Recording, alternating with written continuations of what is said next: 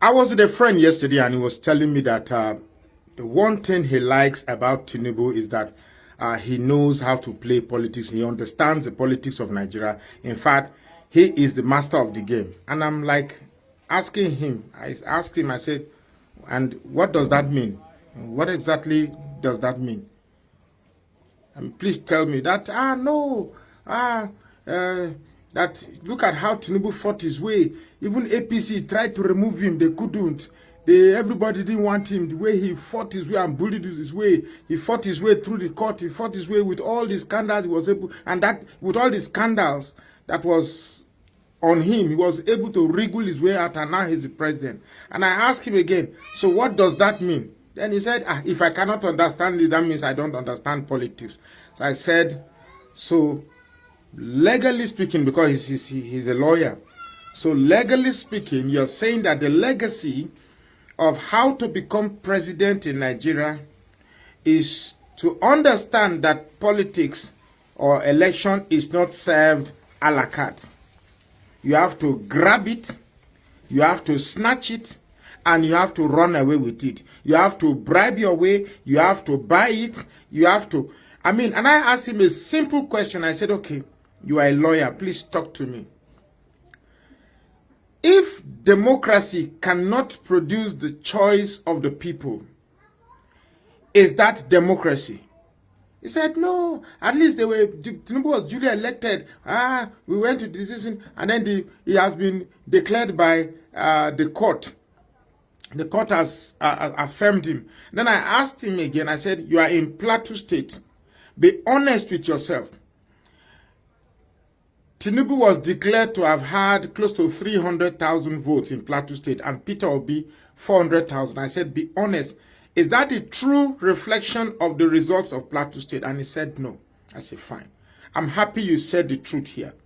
So what is the essence of democracy? That we all said it's a system of government by the people, for the people, and of the people. So if the people are taken out of the equation, and then it is the Supreme Court that now determines and certifies and ratifies people who have bought their way into power, people who have snatched, grabbed, and running away with power, what then is democracy? I refuse to acknowledge the government of Tinubu. I refuse to acknowledge the government of APC. I refuse to acknowledge corruption. I refuse to acknowledge people who bamboozle themselves into power and shop for relevance and shop for acceptance. Tinubu is not my president.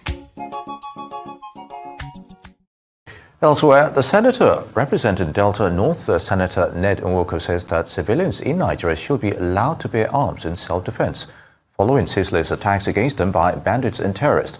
Senator, who spoke earlier this week in Abuja, said this deplorable state of affairs was the reason that he sponsored a bill to amend the existing law on civilian ownership of firearms, specifically for defending themselves in times of such unprovoked attacks.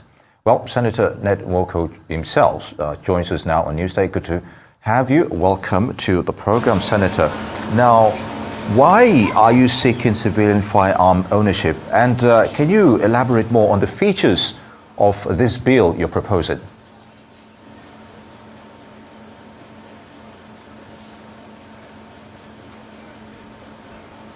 Well, thank you very much for this opportunity.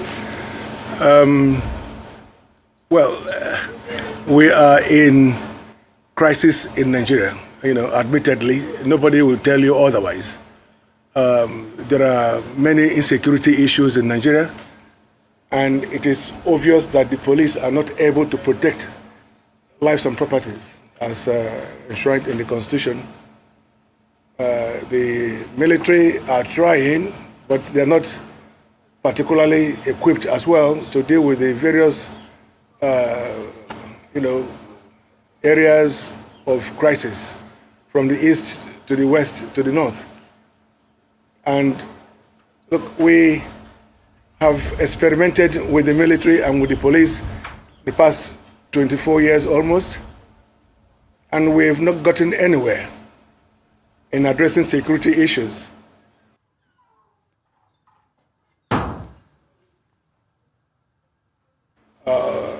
other religious groups or bandits or kidnappers in the north of Nigeria, but I'm talking about armed robbers.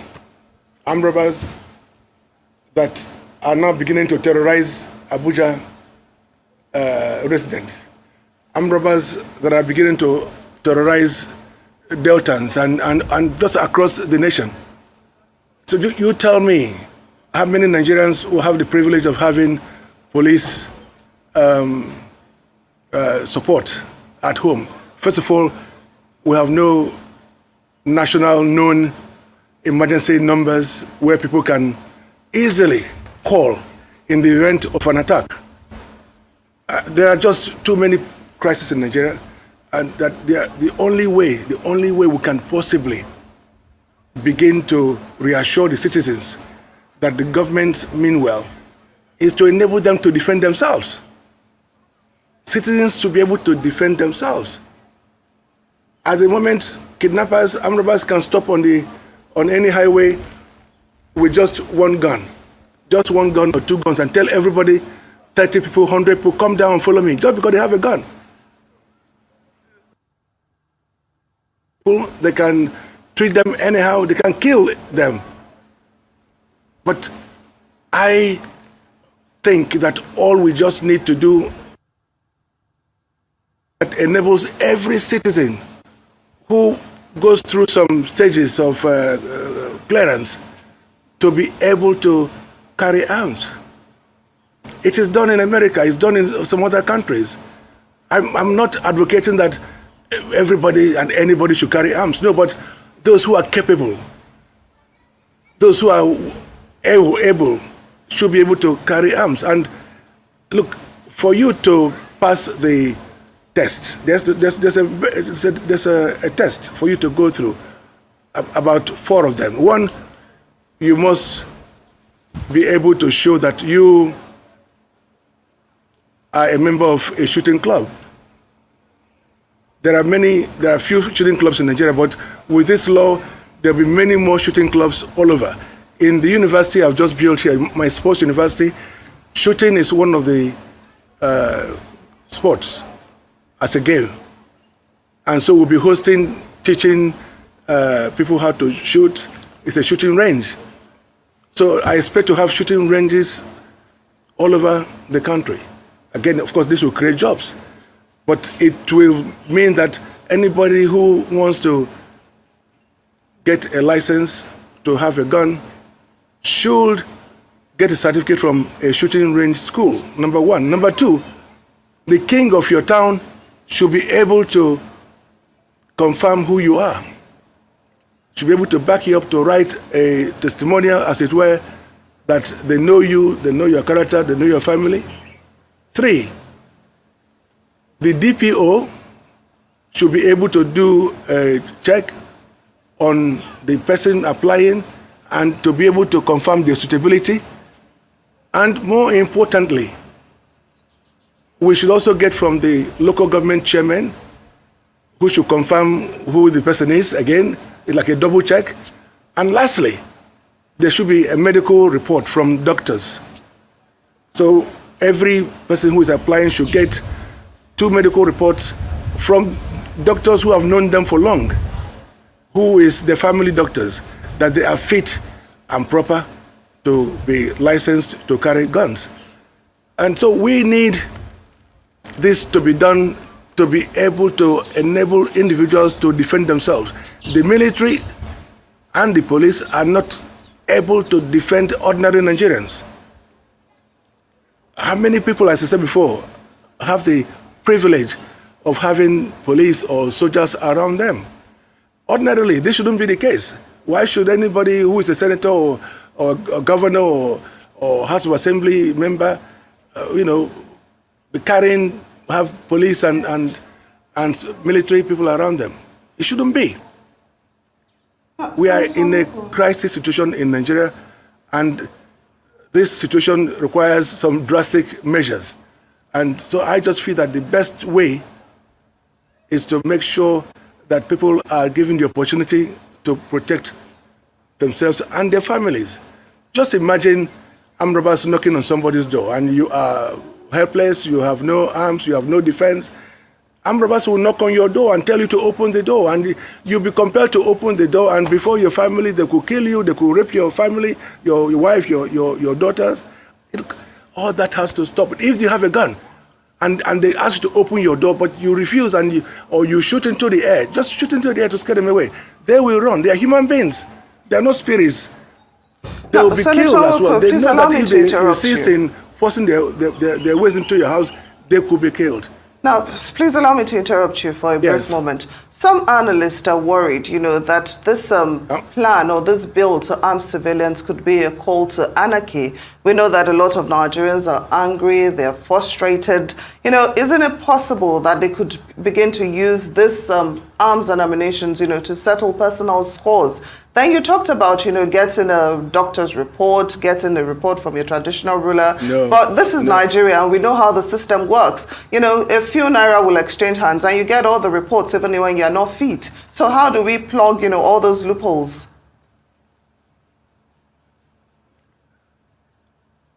I get your point, but as I've told you about the measures that will be put in place, but let's just imagine in UK, it's an offense to be seen with machete and cutlasses in UK.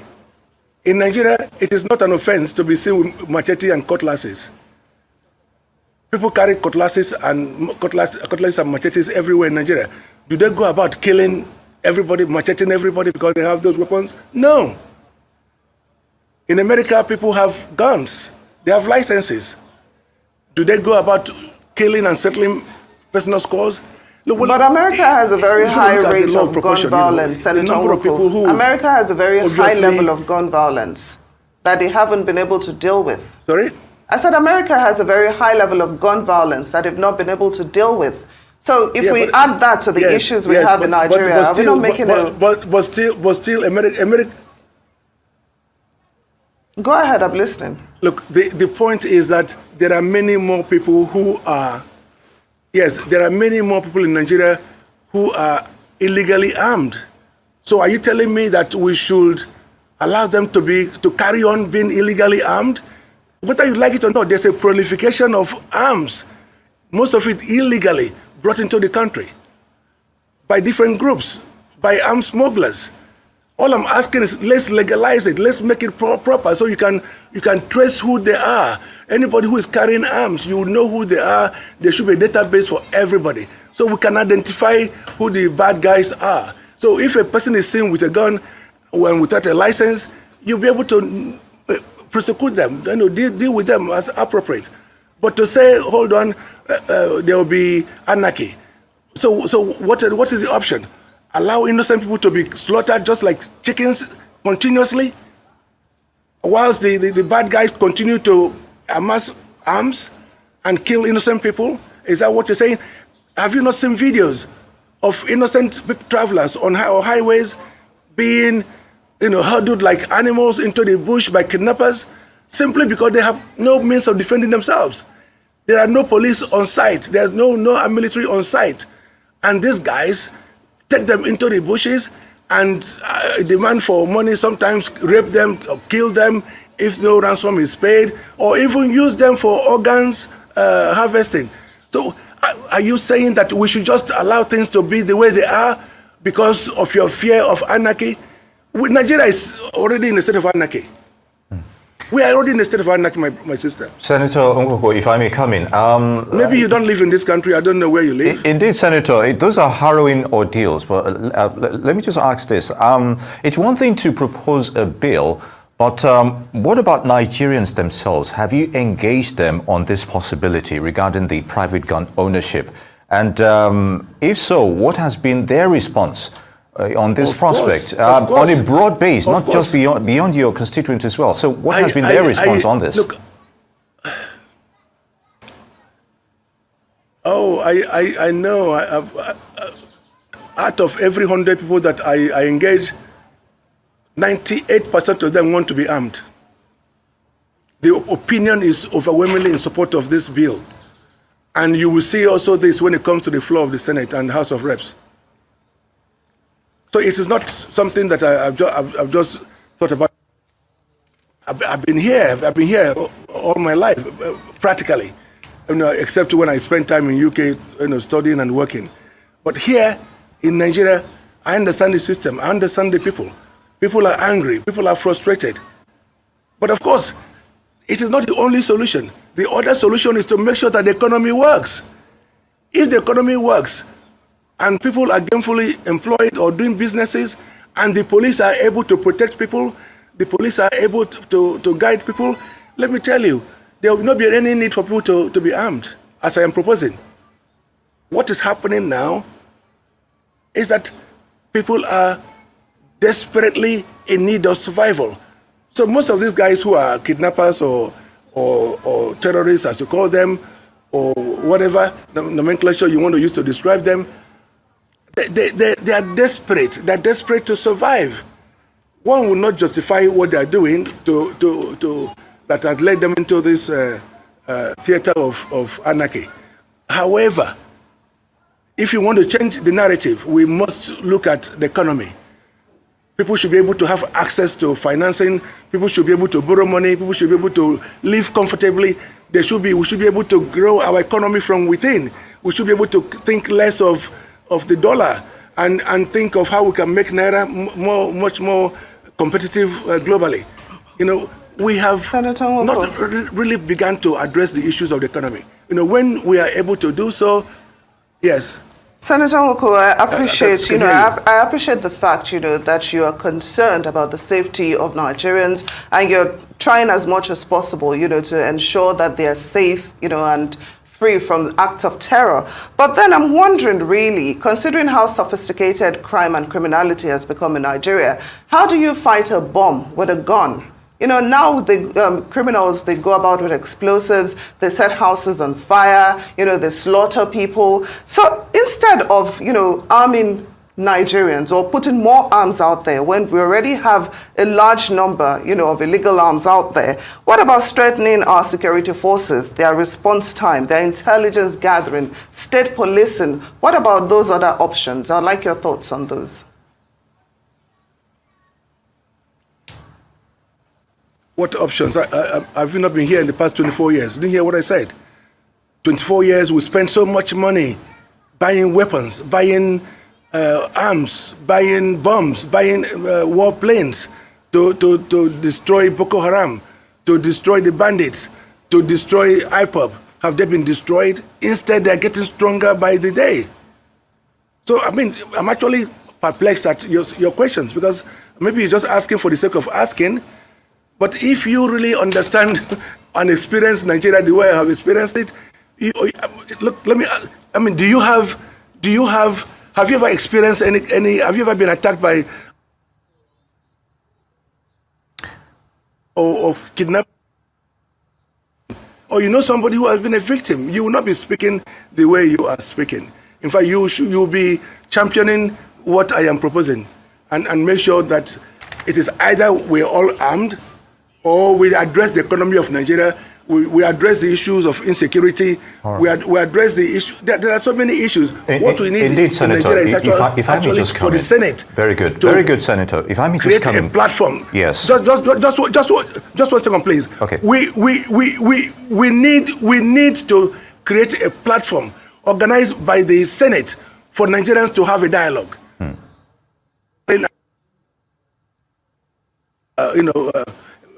Senselessly, have their grouses. We must understand, why are they doing this? What is the solution? We cannot kill everybody, and they cannot kill all of us. We're all the same. It doesn't matter what people say. Oh, some of them are from Niger, but majority of them are Nigerians. So do we go on killing and spending so much money without any results? 24 years, and you still think we should continue the same way? No, my friend. Let's have a platform to dialogue. Whilst at the same time, we give the people the opportunity to defend themselves. And then government should focus on improving on the economy. We must think of how we can develop from within and think less of important things. We must grow our economy. We must empower people. There's no other way to run a country than what I'm talking about. All right, Senator Ned Nwoko, representing Delta North, the Federal Republic. All right, guys. Good morning, good afternoon, good evening to you all. It's good to be back again. Thank you very much. Today, Saturday, 6th January 2024. Thank you very much, my people, for your time with us. Before I will move on with other stuff that I have for you, I'd like to ask this question because Ned Nwoko came out now talking about, make I use Pidgin talk this one. Ned Nwoko don't come out now, they talk, say, maybe person they carry, you know, how I want to call her now because YouTube not like that name. Okay, wait till I want to call her now. Okay, OCC. Now they call her for Benin. I don't know whether other people understand that. Say now OCC. You know, say okay. Me Nigerians they protect themselves. This one a very very big topic. Oh, you know, because you know why I say that big topic. Normally, the way it be so because Ned Nwoko mention some things that is very very significant. In talk and say, God forbid you dey inside house. All these people, these armed robbers, kidnappers, bandits, or terrorists, they can't knock for your door. Because say, open this door now. And you can't find out, say, now them come. And at that moment, now you, your wife, maybe your daughter's night day. Okay, God forbid, they can't manage enter. As a man and the head of the house, they can't sleep with your daughter, God forbid, for your presence. Because not be everybody we really we die, now he really die, now be only die. So people they will still day life, they don't already die because people don't buy them, they don't take their life. Because me I believe say any man where stand, where armed robber, kidnappers or bandit terrorists, they knock a wife for a presence or a daughter for a present. Now die be that. You understand? Now die be that. Could be like say you did life, but you don't die. So now, how you want to do for that kind of circumstance? Person knock, open this door, you are finished. That one, because Nendo won't call and not be supporter at all. But sometimes, you know, say for this platform, me particularly, I like truth. I like truth. No matter how bad you are, the day where you go talk true, I go identify your truth. Now, my kind of person with that. I'm not speaking for other people. I'm talking for myself. But wait till go hard. I don't put poll there. Even when I spell that right name, where the same will carry so that poll, YouTube don't allow me make I write them just now until I can't change that particular name. Make una leave vote, click on more, look at the end of the this broadcast today. Make we look what people support. And another thing be say, the current satanic government, APC, no go ever allow this one make it happen. You know why? If you hear what that moderator talk, that Arise moderator, say based on say Nigerians they vex right now.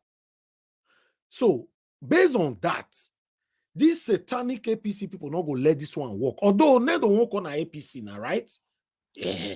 Basically, in APC, I don't know these people like that. Whether APC or PDP, I don't know. Maybe somebody correct me on the comment section.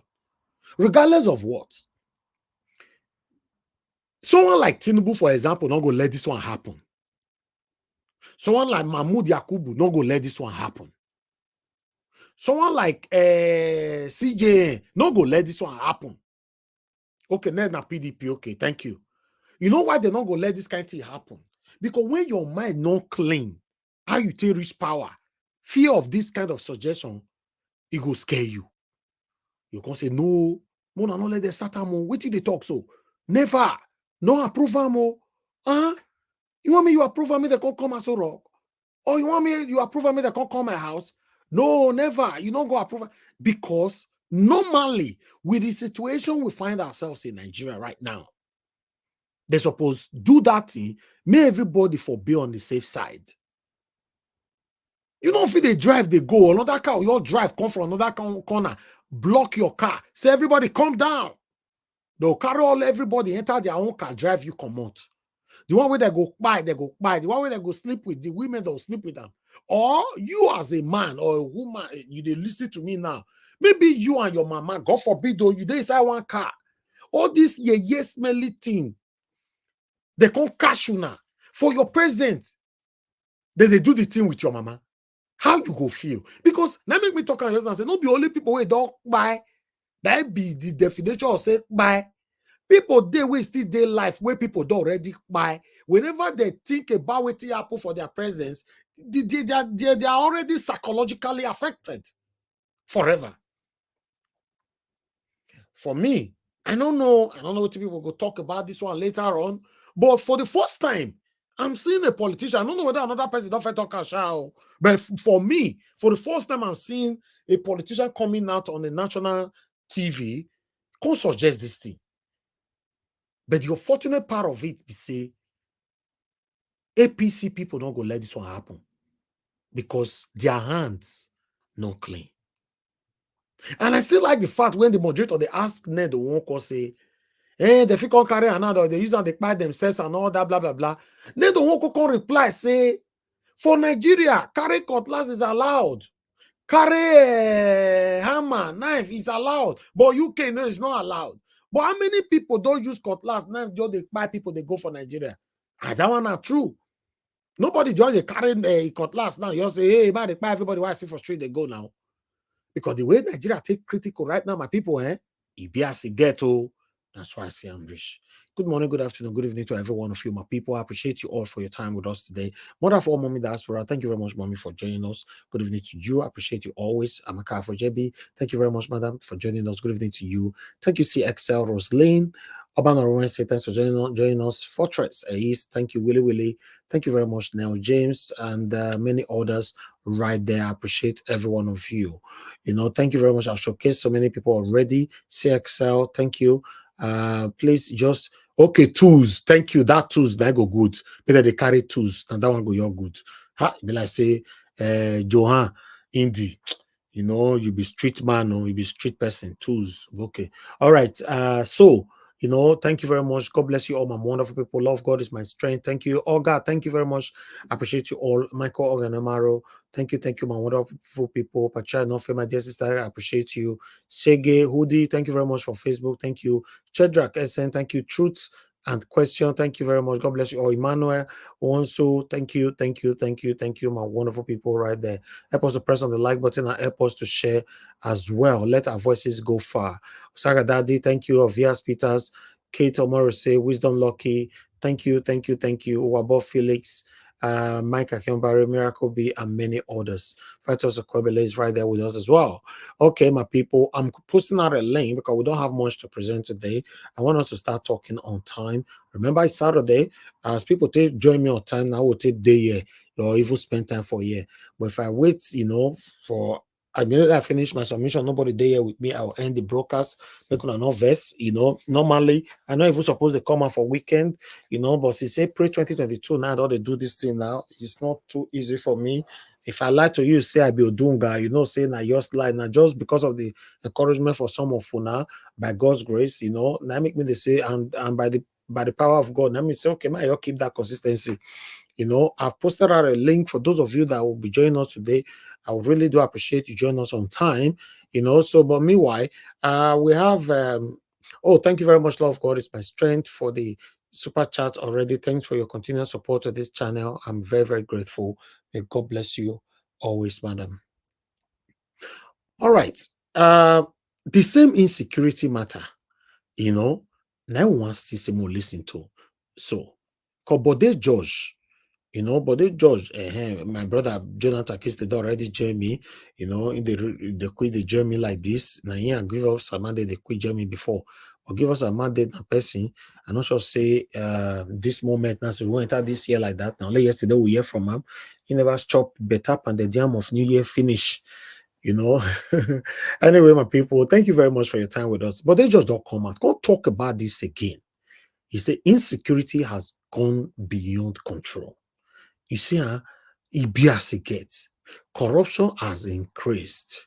Now, tell me now, wait take on your day this country now, Nigeria, we will feel say make we hit our chest for. say they work right now. Because me not gonna be like say nah hate, we hate the government, or nah hate, we hate APC. Because me I like truth, oh my people. Yes, I like truth. If I see truth, I like to talk am. Now my kind of person just be that. But the way it can't be so now, it can't be as it gets. Every day, from one story, from one pathetic story to another, from one pathetic, destructive story to another, we not go feel continue like this, my people. You know, so it be as it get. But meanwhile, let's listen to what Bode George have to say here quickly. Then we'll take it from there. Now God bless you, my people. And help us assess the state of the nation than elder statesman himself, and he's going to do justice to the conversation as I pose questions to him as we look at different parts of what is going on in our country, Nigeria. I'm being joined on the program via Zoom all the way from the United Kingdom, the founding member and member of the Board of Trustees of the People's Democratic Party, Chief Bode George. Chief George, thank you so much for coming on the program, sir. Happy New Year, and it's always my pleasure to be with you guys and bear my mind with fellow Nigerians. I must say Happy New Year as well, and you look quite good. Let's begin on. Yes. Thank you. Yeah, you know, it's pretty cold out here, so yeah, I can see that. It's not a lot of fun, but it was. I'm feeling pretty good. I mean, getting closer to 80 and you're still feeling like this, then you give thanks to God Almighty. Yeah. Absolutely, absolutely. Perhaps it's also a good place to have your thoughts. We just got reminded again that Rotimi Akeredolu died. His body just arrived today. Seeing those pictures is just a very solemn reminder of our humanity. I just wanted your thoughts on this particular incident. Maybe what you say. Okay, my people, before we go continue with this one, make una remember, I said the first day where this ex-governor, you know, now he don't die, you know, Akeredolu, where he die. They talk and say, he died for a house for Ibadan. I've been sure they talk him. I remember say we talking for this platform. Make una remember, una not say this government, they know they see truth for their mouth. I can't for even the next day as well. Some people can still come and rise, come talk and say, oh no, so worry come talk and say, it be like say these people that they lie. You know, show says Akeredolu said that Nigeria for die. You know, they are lying to the society. This is that say he died for Nigeria. Sure, do this one. You see, everything don't vindicate now, so worry now, or some of us that was doubtful. Now they see him now. Say, this man, Jamie die. They don't carry body come now. Come Nigeria. But my question now be say, why they can still lie over this one? Why be say our government go the lie for everything and there's no consequences? Person die. He died. Tell where he died. I be they still they charge money for that one. Me no understand. Did it surprise me today? Why I come here say they say this man say they don't carry body come Nigeria? I go say, so now truth now so we talk say these people they lie to us the other day. But meanwhile, let's move on. To the family at this time. Yeah, I am so happy that in fact the former INEC professor, I've forgotten his name, also mentioned Dairu Jega. Yes, he himself said for the first time, that's a full animal saying, look, this country, what we had seen during the Buhari administration and all that, because our colleagues in the north are not seeing it that way, some of them. But we must restructure this country. The constitution we are running is completely military. How do you now sustain just one man in Abuja to be controlling all the corners of Nigeria? It's rather impossible. Every month, every state heads to Abuja to go and chop all the money there, and then you come back home. Devolve power to the state. Let the people feel that this governor that we have here, if you don't perform, you are at our call and beg. We are not going to know Abuja. Whatever the resources we have here, we will maximize the resources for the benefit of the people. Look at the way they chop the local government. Lagos State is the largest, in terms of population. But what is the number of local governments that we have? 20 local governments. Next in population is Kano. Kano has 44 local governments. And every local government gets something from the federation account. Where is justice? Where is fairness? Let us remain. I believe that Nigeria must exist, but it must exist with justice, with fairness, and equity. What is good for the goose must be good for the gander.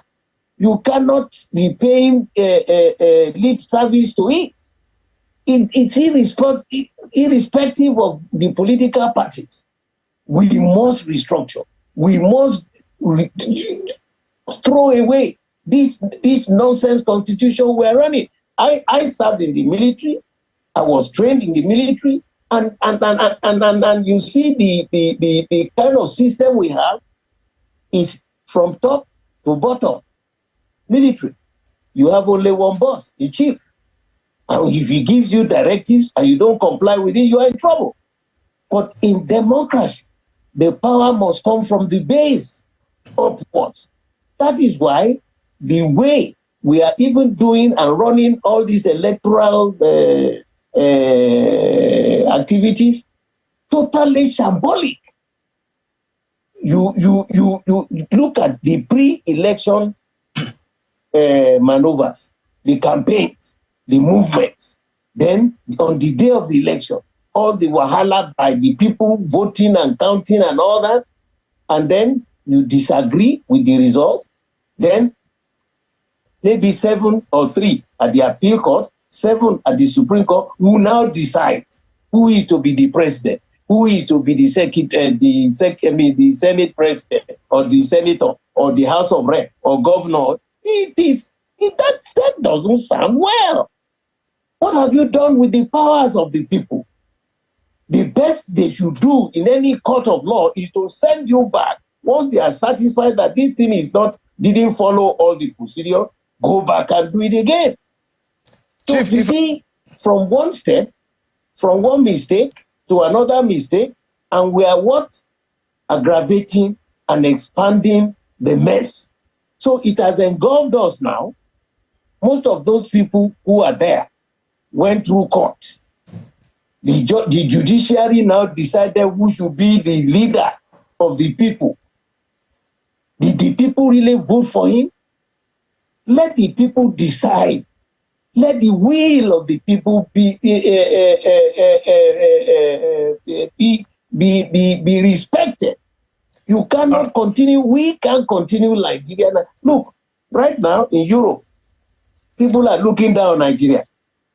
People are looking down on us. Look at Kenya. Kenya is now a responsible, respectable country. Look at Gambia held elections. All these other little places held elections. It is not the Supreme Court who will decide for them. All right, Chief George, if I may butt in, I'm going to stay on this for a few more minutes because there's a lot of questions I want to ask you. Is State of the Nation, as an elder statesman, there's a lot we need to glean from you in terms of your perspective. But before I leave off this issue, some people have said, when it comes to changing the Constitution, the National Assembly rely on Section 8 and 9 to do amendment. And people like the learned Olisa Agbakoba had said, look, we don't need amendment, we need a replacement. Literally, that's what it's saying, relying on Section 4, 1, 2, and 4 of the Constitution. But some people have also argued that if you're trying to replace the Constitution, because he held that, look, our Constitution, in his view, is just a schedule attached to an act. So just pull that schedule out, do what you can, and replace it. Well, those are legal, technical terms. I'm not a lawyer. I'm just interpreting what he's trying to say. But the argument some people are making is that, what about that interregnum? What happens between that change, where you're trying to make that change, as against how the state will be run in between all of that? So what will be your reaction for those of you who are advocating for a total scrapping of this Constitution and a total replacement? What I said, and I want to remind our people, I was privileged to have been a member of the Constitutional Conference under President Jonathan. President Jonathan, he will go down in history as a very, very respectable, responsible, reliable, committed Nigerian who set up that constitutional conference. We took the present constitution, x-rayed it, and we looked at it, what can be amended, what is working, what cannot work, and at the end of the session, I think we spent about 6 months there, something had been done on the current constitution. And God bless the then chairman of, he's late now, Justice Kuchigi, and Professor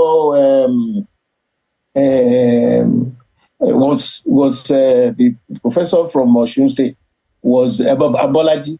Yeah, he was the deputy chairman. And who was who? The military, the civilians, the elders, the youths. All right, guys, I'll stop it right there. Please, in case you want to watch the full video, you can go to channels.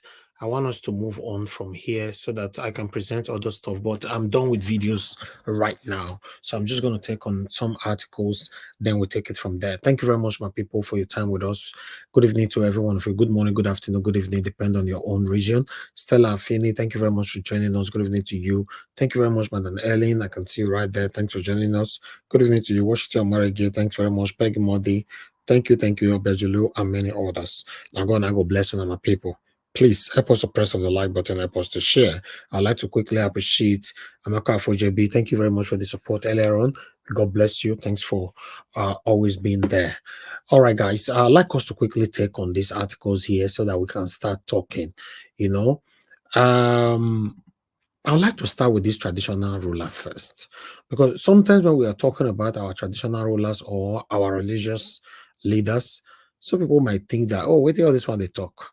I don't know which one they talk and all that.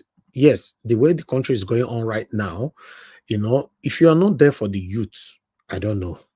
To be honest, now so I go talk and reach, but I would just like to take the article press on the like button, my people. Nigerian police confirm abduction of Imo State traditional ruler from palace. Wow. So they go palace now, they carry traditional rulers now, carry them. Woto. Hey, voila. So the matter now, where the T say that the pepper us alone, it all they affect some of them, right? It was learned that the traditional ruler was kidnapped on Saturday around 8:15 a.m. within his domain. His Royal Highness Eze Samuel Owiri, the former chairman of Imo State Council of Traditional Rulers and the ruler of Udumara, Orodo, Otomos community in Ibaitoli local government in Imo State, has been adopted. It was learned that the traditional ruler was kidnapped on Saturday around 8:15 a.m. within his domain. 4 male kidnappers, heavily armed with green-colored Toyota Highlander Jeep, were said to have stormed the community and kidnapped the former Ezemo while his cousin escaped. Confirming the incident, the Imo State Police Command Public Relations Officer ASP Henry Okoye said the command had commenced intense investigation to unravel the circumstances behind the incident. I'm just going to leave it right there. Although they went on talking, I'm just going to leave it right there. Because I deliberately brought this one here because the situation in Nigeria right now is going to continue to affect everybody. Yes. You cannot see what is wrong and you pretend you are not seeing it. I don't understand. But meanwhile, I'd like to quickly take another article here. And people, I bet me could help us to press on the like button as I try to do my own part here. I would like to quickly divert again to another one where it happened. Madam Luke, thank you very much. I can see you on the back stage, but your device is not turned on, so I can't accept you to the, to the panel. Please try and sort that out so that I can accept you to the panel. You say your device is not turned on. I'm not talking about your camera. I think it's your audio. All right, let's take this one. So now, You know, when I say this one, so when they read them, I take the different thing they happen for this country, Nigeria. Wife takes sick husband to Nigeria hospital, abandons him there for over 6 months in Edo State. Wahala. You see some things where they happen for this country. You call say, okay, more read them. They can't go carry baby meter there or wait till they happen. I don't understand. But let's see. Sarah reporter gathered that Oswedi, who hails from Orogun Iroyobi, compound in the Ogele North local government area of Delta State, was taken to the hospital by his wife on June 23rd, 2023, and reportedly abandoned there. 58 years old man identified as Oswedi Sunday, Christian, has been abandoned by his family at the University of Benin Teaching Hospital, Benin City, Edo State. Sarah reporter gathered that, okay, they are repeating themselves here. So our reporter learned that that she had not shown up since then. You know, hold on, guys. Just trying to jump what I've read before. Okay. And when the hospital contacted her, she said that she has moved out of the apartment where the couple used to stay in Lagos. The public relations officer of the hospital, Mr. Quinn Aigbodion, told Sarah reporter that UBTH had been feeding and taking care of Oswodi for over 6 months. Unquote. As of yesterday, Thursday, when I spoke to the wife on the phone, she insisted that she was no longer in the house, Aigbodion said. She went on. She said the wife brought him to the hospital on the 23rd of June 2023, and that was the last time we saw her. The man is very sick but can talk. We made an attempt by taking him to his hometown, but nobody seems to know him there. And we brought him back to the hospital because we cannot just abandon him there since he cannot help himself. Kai, voila. So then what now happened to better for worse? Eh? Wow. No understand what they happen for Nigeria. But meanwhile, I would like us to move out of this quickly and move on. So we see how more people. Then we have update on Bata Edu. You know, they say we talk about this Bata Edu yesterday. So they say how should they transfer half a billion naira, you know, and how should they embezzle more than 4 billion or up to 4 billion within 7 months in office, allegedly. Okay, Betty Edu made illegal requests to wire funds into personal accounts. Accountant General. So let's read what the Accountant General have to say here. The Accountant General is saying, the Accountant General of the Federation AGF, Oluwatosi Meden, has revealed that she did not honor the controversial 585.198 million requested by the Minister of Humanitarian Affairs and Poverty Alleviation, Betty Edu. Then it went on.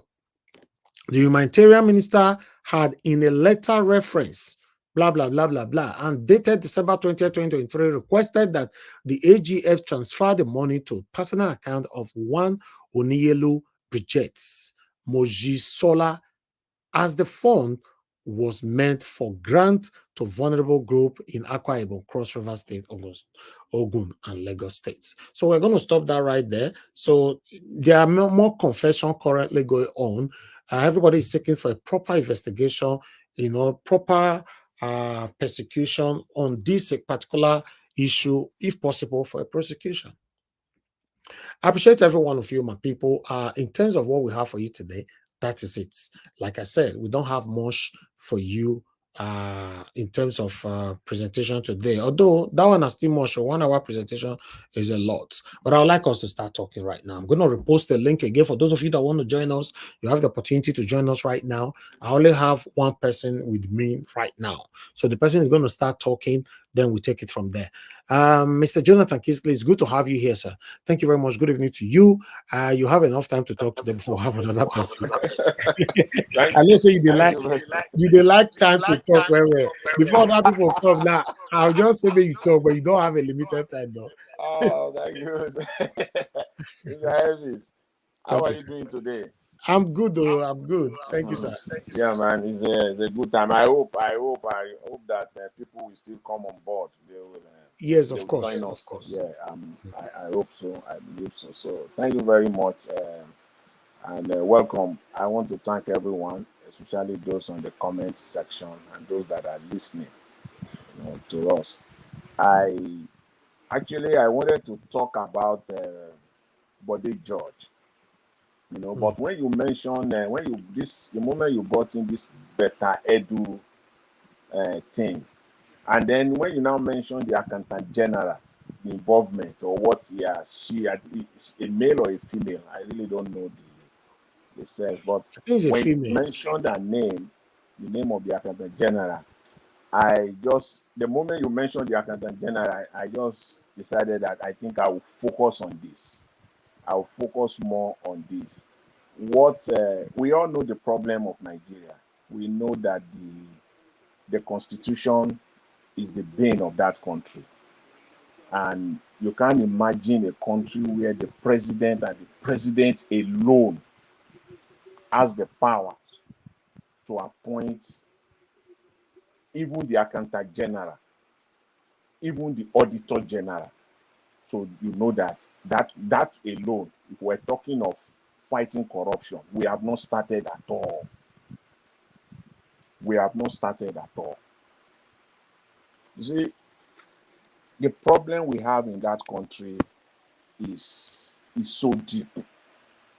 It's so deep. You know, there are some positions in that country.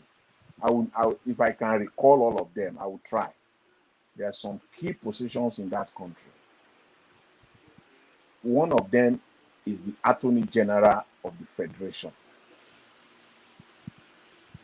the Chief of Staff to the President, the Federal Minister of Finance. Under this Minister of Finance, that's where you now have this Accountant General that you mentioned, that made a comment on better edu. It's under the Finance Minister, and then you also have the Auditor General. It's also under this Finance Minister. You have the Minister for Budgets and Planning. You have the Central Bank Governor. You have I believe the Secretary to the Government, and then you have the legislatures or the committees there. So all these offices that I mentioned, they are the one that are responsible for the looting that is going on in Nigeria. It is not a big, Peter Obi have said it over and over. It's not a big problem. The amount of money they are stealing is massive, is significant. To checkmate them, to stop them. See, these offices, I think 7 or 8 of them that I mentioned, these are the offices that are perpetrating corruption in Nigeria. These are the offices. See, without at least one of these offices, at least one of them, without one of them not looking the other way, it is practically impossible to steal 1 naira. I mean 1 naira from the national treasury, or to loot the Nigerians' commonwealth. Talk less of stealing billions of nairas and dollars. One of these offices must look the other way, must pretend as if it is not happening. That is the only way you can steal 1 naira without, because if you do, if one of them just decide to do his or her job, just one of them, if you steal 1 naira, you will be in jail by the following week. You can't go away with it. And whenever you see this stealing, it's not sometimes, so always 100% of the time, these these offices or those that are occupying these offices that I mentioned, they are part of it. They are an accomplice. They are an accomplice to the crime, or they are negligent. If you want to be fair. And whether you are an accomplice or you are negligent, both of these things are crimes. They are crimes. You are an accomplice, you have committed a crime. You are negligent in your duty, you have committed a crime. You are supposed to be, at the least, to be fired immediately. So when the likes of Beta Edu or his predecessor that you brought the other hand, Shadira, or what's her name, the one under Buhari, when the likes of these people stole Nigeria, stole money from Nigeria, there is no way on earth they could have perpetrated that looting successfully without at least, as I said, the involvement of one of these officials holding this in these offices that I mentioned. It's impossible. Because the checks and balances are there. It's just that these people, one of these office, just decided to look the other way. Because why? They are partners in crime. They are partners in crime. So when you go deeper, when agencies like EFCC or whatever, they pick one minister or one civil servant accusing him or her of stealing Nigerians' money, without naming somebody from this office, one of these offices that I mentioned earlier,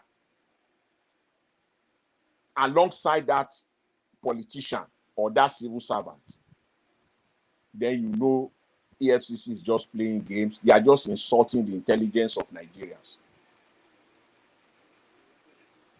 And that's why the accused minister or civil servant can be going all over Nigeria, nothing will happen to them.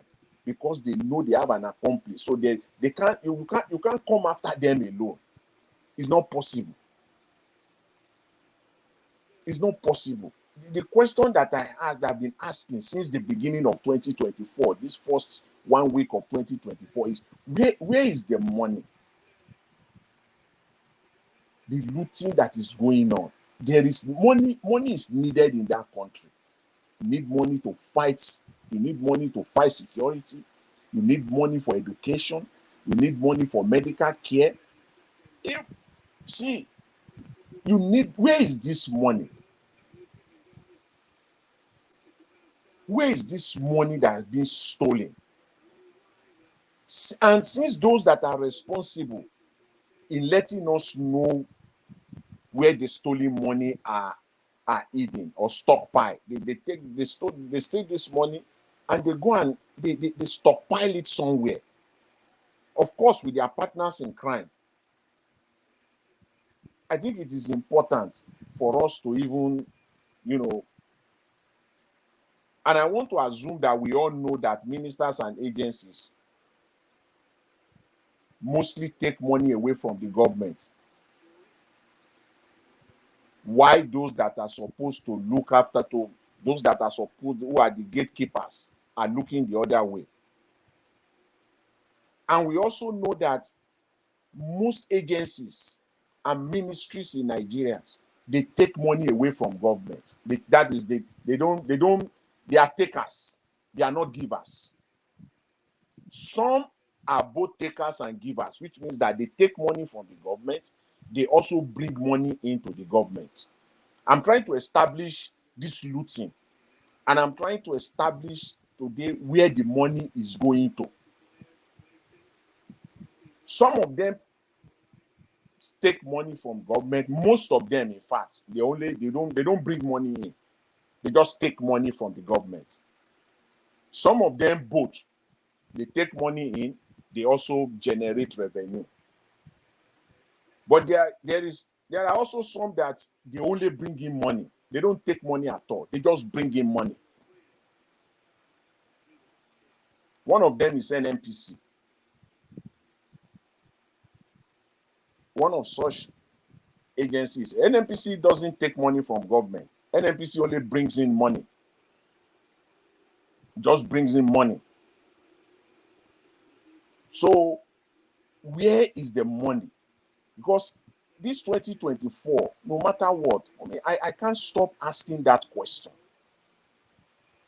Where is the money? Because it is that money that makes it attractive to all of them. They want to die. They want to buy there. They are not ready to go. So where is this money? It's a legitimate question for every Nigerian to ask. And not only asking it and stopping there, to really want to know where the money is. Where is this money? Remember, last year, this 2023, they told us, they told Nigerians, NNPC told Nigerians themselves, this is not my own number, this is not anybody's number, this is their own. NNPC said they will bring in 18.7 trillion naira, which is that money is about that money is about $43 billion. $43 billion that's 18.7 trillion naira. That is using the 400 and something naira rate back then. 18.7 trillion naira. And then the government said that they will also bring in about 10 trillion naira. So when you add those two together, the money that NNPC is to bring in, plus the money that government say they will generate directly themselves, this is 29.1 trillion naira. 29.1 trillion naira. And the total budget they want to spend was 21 trillion. So that means they have more money than the budget. So they have more than 7 trillion in excess than the money that they approved, the money that they signed, that they will spend. And yet, that's why the likes of Beta Edu can have money to steal. That's why the likes of Wike can be dancing all over the place with a lot of money to steal. Because yet in that same budget, they stated that they will borrow 7 trillion naira. They have more, they already have more, and then they said that they will still borrow. So I don't understand. When you have more money to come in and you are still going ahead to borrow. So for me, that means that you either know that money that you said NNPC will bring in, that 18.7 trillion from NNPC, and the 10 trillion is not coming, is a lie.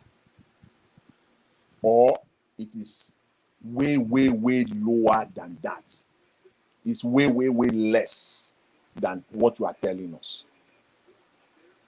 Remember, on top of this, just 3 months ago, or less than 3 months ago, they added another 2 trillion. Say they call it supplementary budget. That is the problem that we have in Nigeria. The entire money from NNPC,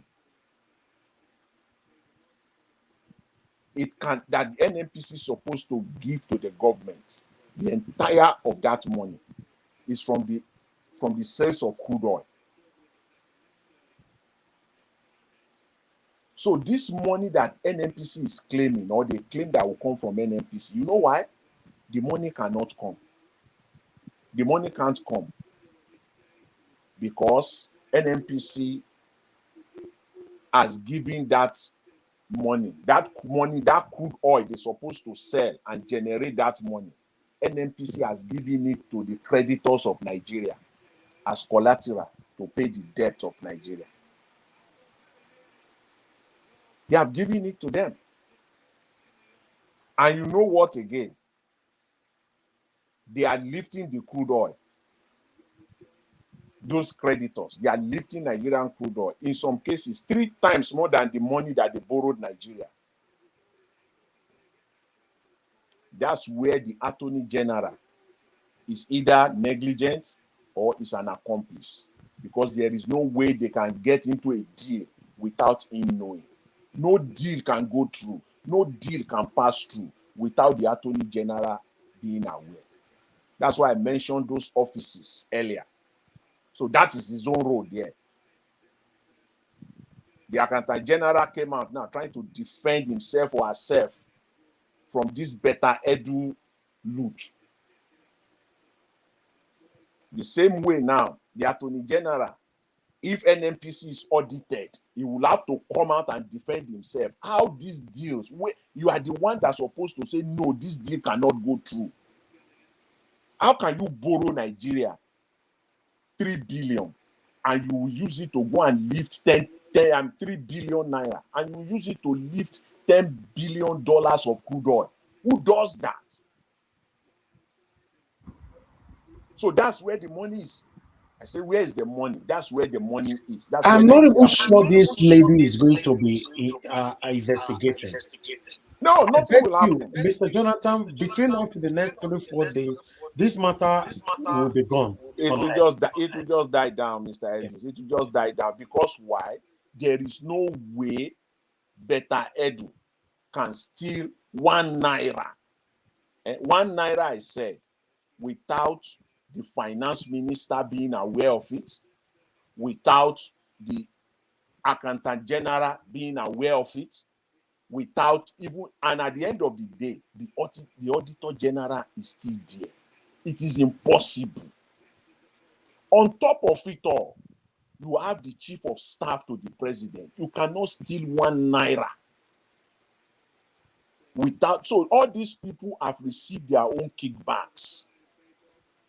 That's why nothing will happen to Better Edu. As a matter of fact, Better Edu I think she's still learning. She didn't perfect this very well. They would have called her now into the room and tell her that, madam, you can't continue doing this. This is not how we steal. This is not how we do it. She didn't perfect it very well. So they will teach her. She's still learning. She's in a learning process. Yeah, it's a learning process. So she stole this one in a very, very childish way. So he left all of them so vulnerable and so open. That's why you see the accountant general coming out fast to come and defend himself or herself, that I'm not part of this. No way you can steal one. I said it. No way you can steal 1 naira. I'm not even talking of 100 naira. I'm not even talking of 1 million naira. I mean, if you steal it, next week, the person will land in jail if one of these people decide to do his or her job.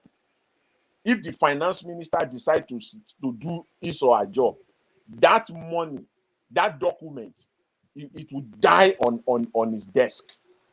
It's going nowhere. It's going no further anywhere. Because once the finance minister flag it, that's the end. It's a dead end for that looting.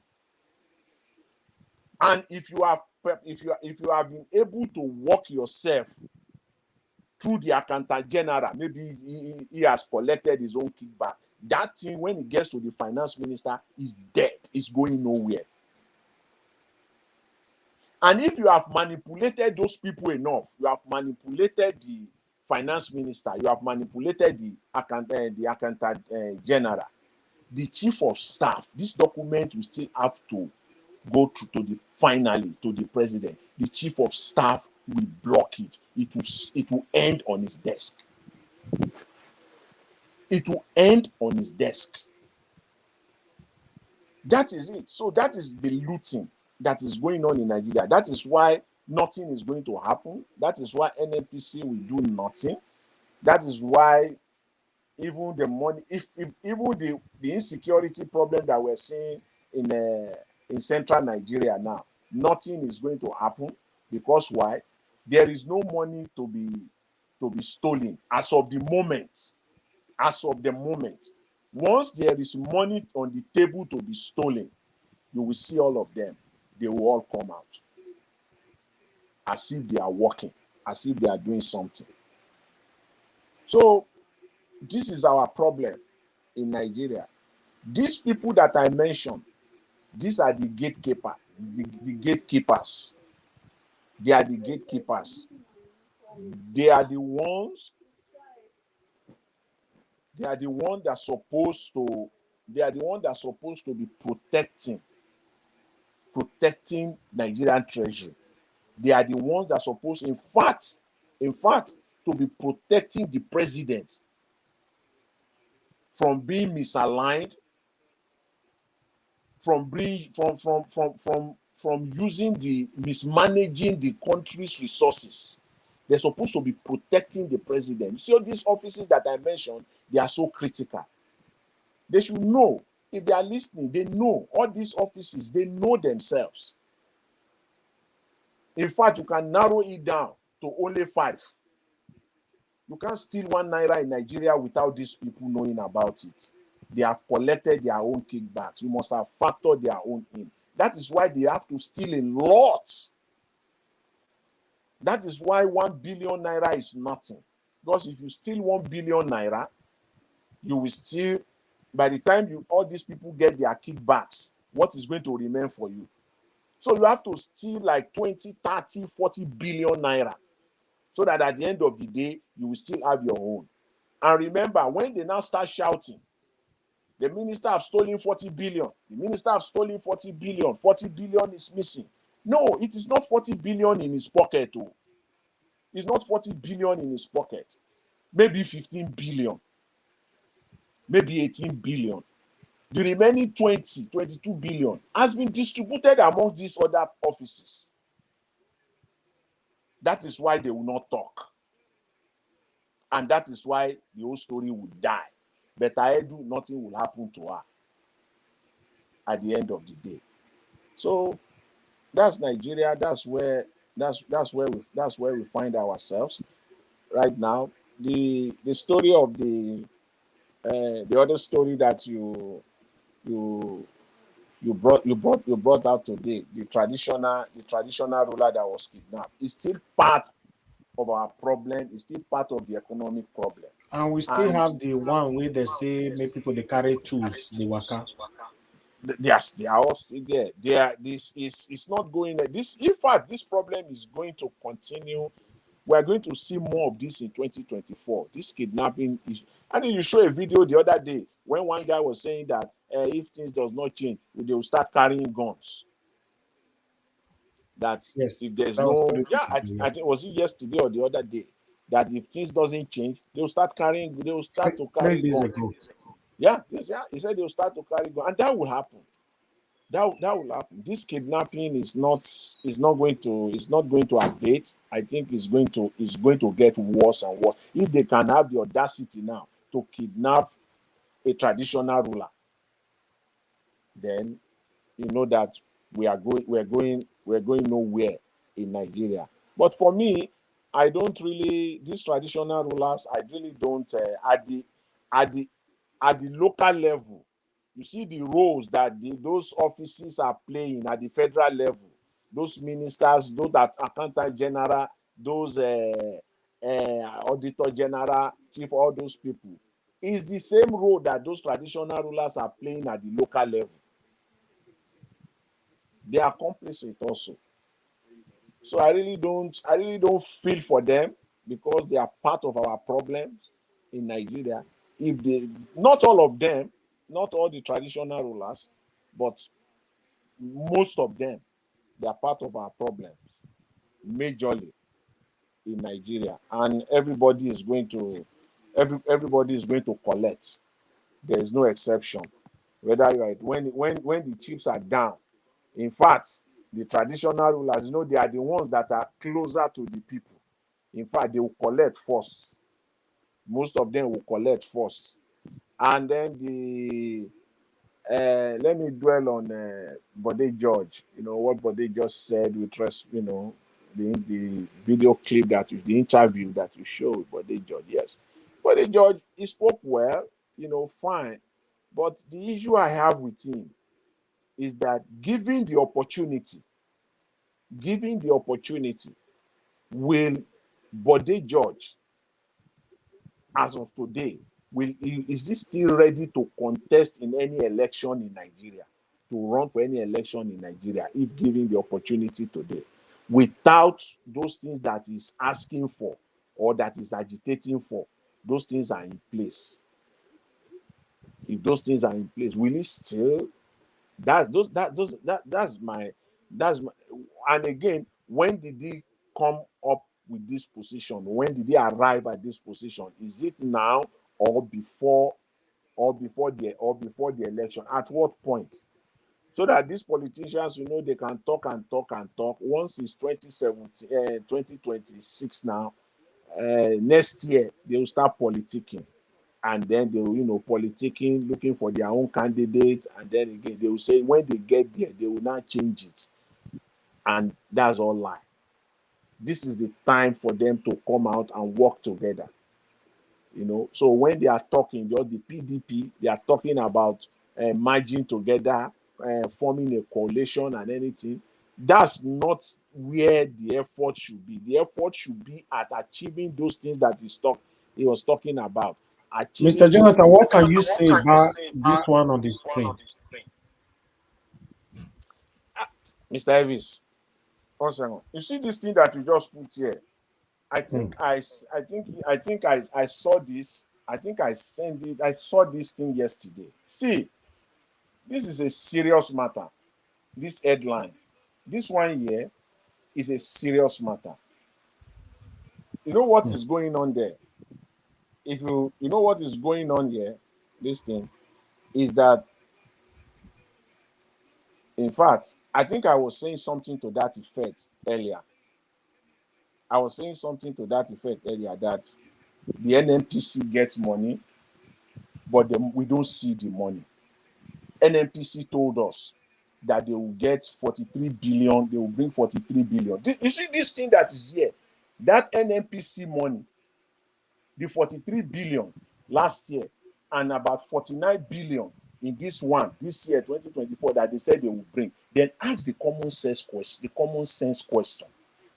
If NNPC will have $43 billion have 43 billion last year, or this year NNPC will have 49 billion, why is NNPC still negotiating loan of 3.3 billion using crude oil as a leverage? Why? Where is your own money? You're supposed to have the cash. See, the entire money from NNPC that is coming, Nigeria is not going to see $1 of it. All the entire money, they have negotiated it. Nigeria have borrowed. Nigeria have borrowed, number one, to worsen the whole thing. This 3.3 billion loan that is here, Nigeria is going to pay times 4 of it. And they will use crude oil. 164 million barrels of crude oil. Just here now, I quickly do the calculation. That's about 11 or 12 billion dollars. And you borrow 3 billion.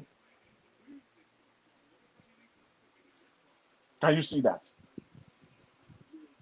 The entire money that NNPC is generating, it cannot come.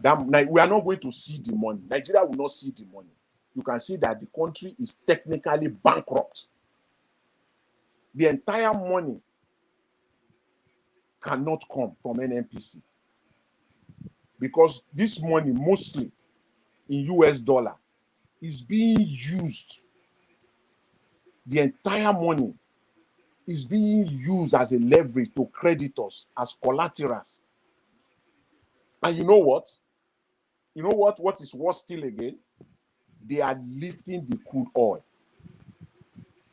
In most of the cases, as we see here, 3 times more than the money they borrow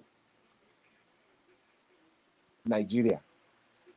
Another reason why the money will not come, why Nigeria will not get $1. Anybody can come and dispute this, and anybody who wants to dispute this, I watch the person to come out with facts and number, not with opinion. I don't want to hear your personal opinion now. Your opinion or no, I want to hear your facts and numbers, because what I'm saying here are facts and numbers. The entire money Nigeria will not get $1 from that money, from that 43 billion. The money can't come because this money, all the money is mostly in US dollars. They are using it also illegally, subsidizing petrol imports.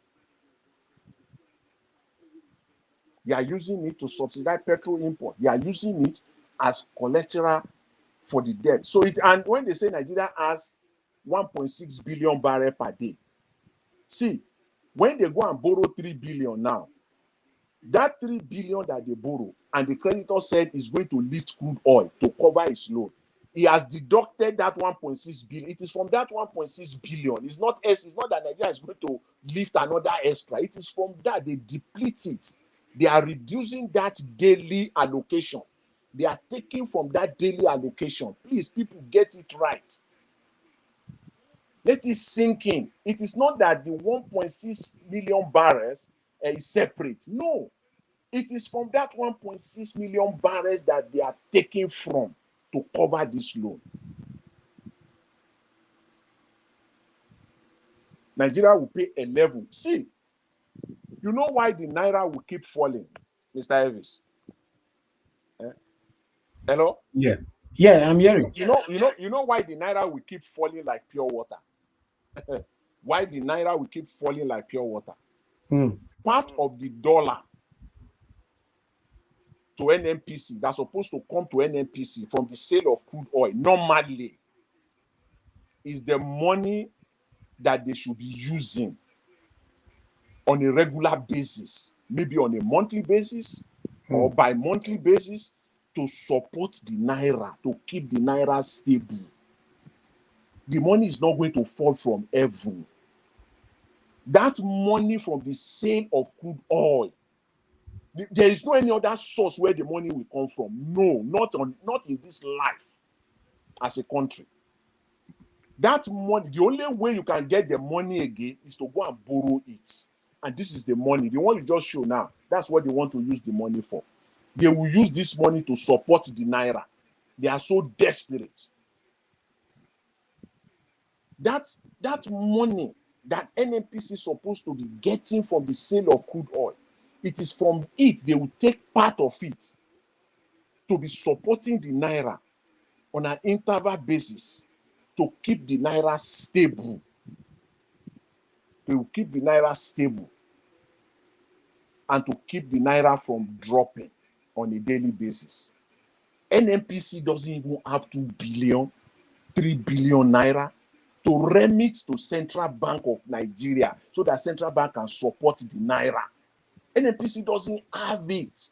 Can it just sink in? NNPC doesn't have the 2 billion, the 3 billion Naira that they can remit like on an emergency basis, like on a Sunday.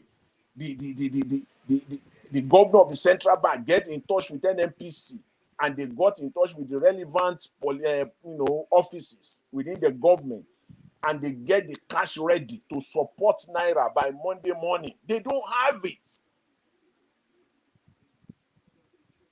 That is NNPC that said that they stated it legally. When I say legally, the reason why I said legally is because, see, budget is a law. Before you, that's why the Senate and the House will approve it. They will take it to the president to sign. Once the president signs it, that budget, everything you say in that budget becomes the law of the land for that year. It's the law of the land for that year. So when anything you say there is legal. And NNPC said legally, they are legally binding, legally that they will make 40 last year, $43 billion. This year, close to $50 billion. That's what they said. And NNPC cannot even get 2 or 3 billion to remit to Central Bank. To the end, where the only option. This is so sad. This is so sad, Mr. Elvis. This is a serious matter. Only 7 months in office.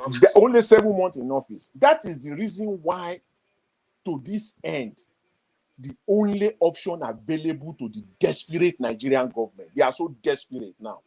The only one singular option left for the desperate Nigerian government is this deal that you just showed now. This thing that you just showed now. That is the only option. The available option for them now is to be using convertible financing structure. That thing is convertible financing structure. It simply means that you borrow the money and your lender, your creditor, will convert that loan to Nigerian crude oil. You borrow money, you don't need to pay back. You want to pay back, the agreement will say that you will pay back. But your lender have the right to convert the loan to Nigerian crude oil. And guess what? The lender does not want Nigeria. They don't want the money back. The lenders doesn't want the money back. They want the crude oil instead. They don't want the money back. They want the crude oil because it gives them 3-4 times the money that they borrowed Nigeria. So it is the case of husband looking for wife, wife looking for husband. Both of them are desperate. One is more desperate than the other, and they both met each other. Case closed. So Nigerian government herself, Nigeria is not in the business of paying loans back. They don't pay loans back. And the creditor doesn't even want the loan back either. He doesn't want you to pay it back. They want the crude. And since Nigeria is not in the business, you know what is so funny? Nigeria is not in the business of paying loans back. Because why? They don't have, first of all, they don't have the intention to do so. They don't have the integrity to do so. Both. Even if they want to do, they don't have the integrity to do so because they have looted the money. So where is the money to even pay back if they want to do? So the integrity is not there to pay the money back.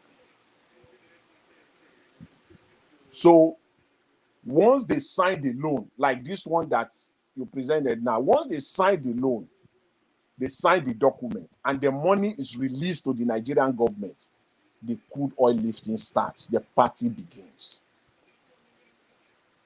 They start lifting the crude oil because it's the collateral to protect the creditor.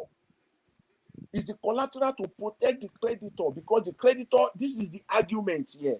And I'm saying it again. I want anybody who is listening to me or who is listening to this at any point in time, please come with facts that are contrary to this. Come with facts that are contrary to everything that we're saying here, that I am saying here right now. I want to hear it. But I know, I'm certain, 100%, 101% certain. There is no contrary evidence to this. There is none. Because we have to come with the numbers, and the numbers must make sense. Because once they sign this law, they start lifting the crude oil. And you will do the same too. Because the lenders will tell Nigeria, if I don't start lifting today, if I wait for 5 years, 6 years to start lifting, what if crude oil is $20 at that time? What you use as your collateral today is they call it hedging. They can bring it all out. They hedge it against it. So if I gave you $3 billion today, and I asked for collateral, and you told me that it's crude oil you want to use, I say, fine, okay. I will take the crude oil, and I will take the crude oil as your collateral, but I'll give you the $3 billion. But one more thing, before I release the money, I want to start lifting the crude oil, because the calculation you use for the crude oil today, which is 70, might not be 70 in 6 months' time. It might be 50. It might be 30. So let me start lifting today to protect myself, so that my 3 billion will not be worthless, so that your collateral will be will have less value in 4 or 5 years. So try to round up in 2 minutes, Yeah. so that we can move on to another person. Thank you very much, Mr. Thank you very much. So the gist now is this: just borrow money, just borrow Nigerian money and get crude oil. borrow Nigeria money, ready to give Nigeria money and get crude. In fact, it is the easiest and fastest way for anybody who has sufficient cash to lay their hands on Nigerian crude oil. Just borrow Nigerian money and you get crude oil. And the only way to stop this is to block all leakages. That's the only way. You have to block all, and I'm giving them this. This is for free. For those that are in government, they are listening. Some of them are smart, they are educated, and they know this for a fact. Is to renegotiate all this nonsense, all this rubbish loan that you are taking with all the creditors, so that the money that NNPC is supposed to be getting can come to NNPC. The money can come to Nigeria. That is the only way you can do this, to stop the draining, to stop the stealing leakages. Let the people that are the gatekeepers, let them do their jobs, not to be aiding and abetting criminality. So that if they don't do that, they will come back to their vomit. It will be worse than this. I will leave it at that, Mr. Elvis. I really appreciate it. Thank you. Thank you very much. Thank you very much, Mr. Jonathan. Let me mute you first. Okay. Thank you very much. Thanks for your wonderful long submission. At least we've finally got a time for you to express and analyze. Because sometimes you really want to talk, but the time is not permissible. Yeah. Thank you, sir. Thank you very much. All right, guys. I appreciate every one of you. Before we move on to the next person, I would like us to quickly play this video here. Then I'll call on the next person to speak to us. For those of you that want to call in, you can call in after this 3 minutes video. Let's watch this and tell me if you agree. Thank you. People are the way they are today because those in government, those that are called leadership by example. People are the way they are today because those in government, those that are leaders, have set a bad example on how not to be good citizens. Nigeria is one country where honesty does not pay, where integrity does not take you far. Where the more you are hawkish, the more you are adept at state capture, the more political mileage you get. Such is the kind of system we operate today. Where people are rewarded, where corrupt people are rewarded with some of the highest offices in the land. So that is the kind of system we operate. So why should anybody now sit and die in penury trying to be a good citizen? Any country, go and study the history of most developed countries today. It was leadership by example. Singapore had Lee Kuan Yew. Saudi Arabia had Ibn Saud. The United States of America, beginning with George Washington, had a succession of leaders that kept praising the bar of leadership up until this point in time. And so it is the story across the world. Leadership must take the lead to be able to reward good behavior and punish and sanction bad behavior. But when you reward bad behavior as a system, and you actually punish or ostracize good behavior, people will simply adapt to what will make them survive the situation. That is what you have in Nigeria. So it still boils down to leadership. It's a leadership problem, essentially, because God has placed leadership in such a vantage position that it can influence good and it can discourage bad.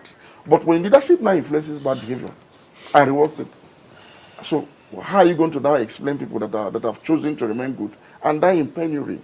That's the situation in Nigeria, and it is sad. But what I'm saying is no longer sustainable. Nigeria is inching towards a failed state that might eventually collapse because of this current system.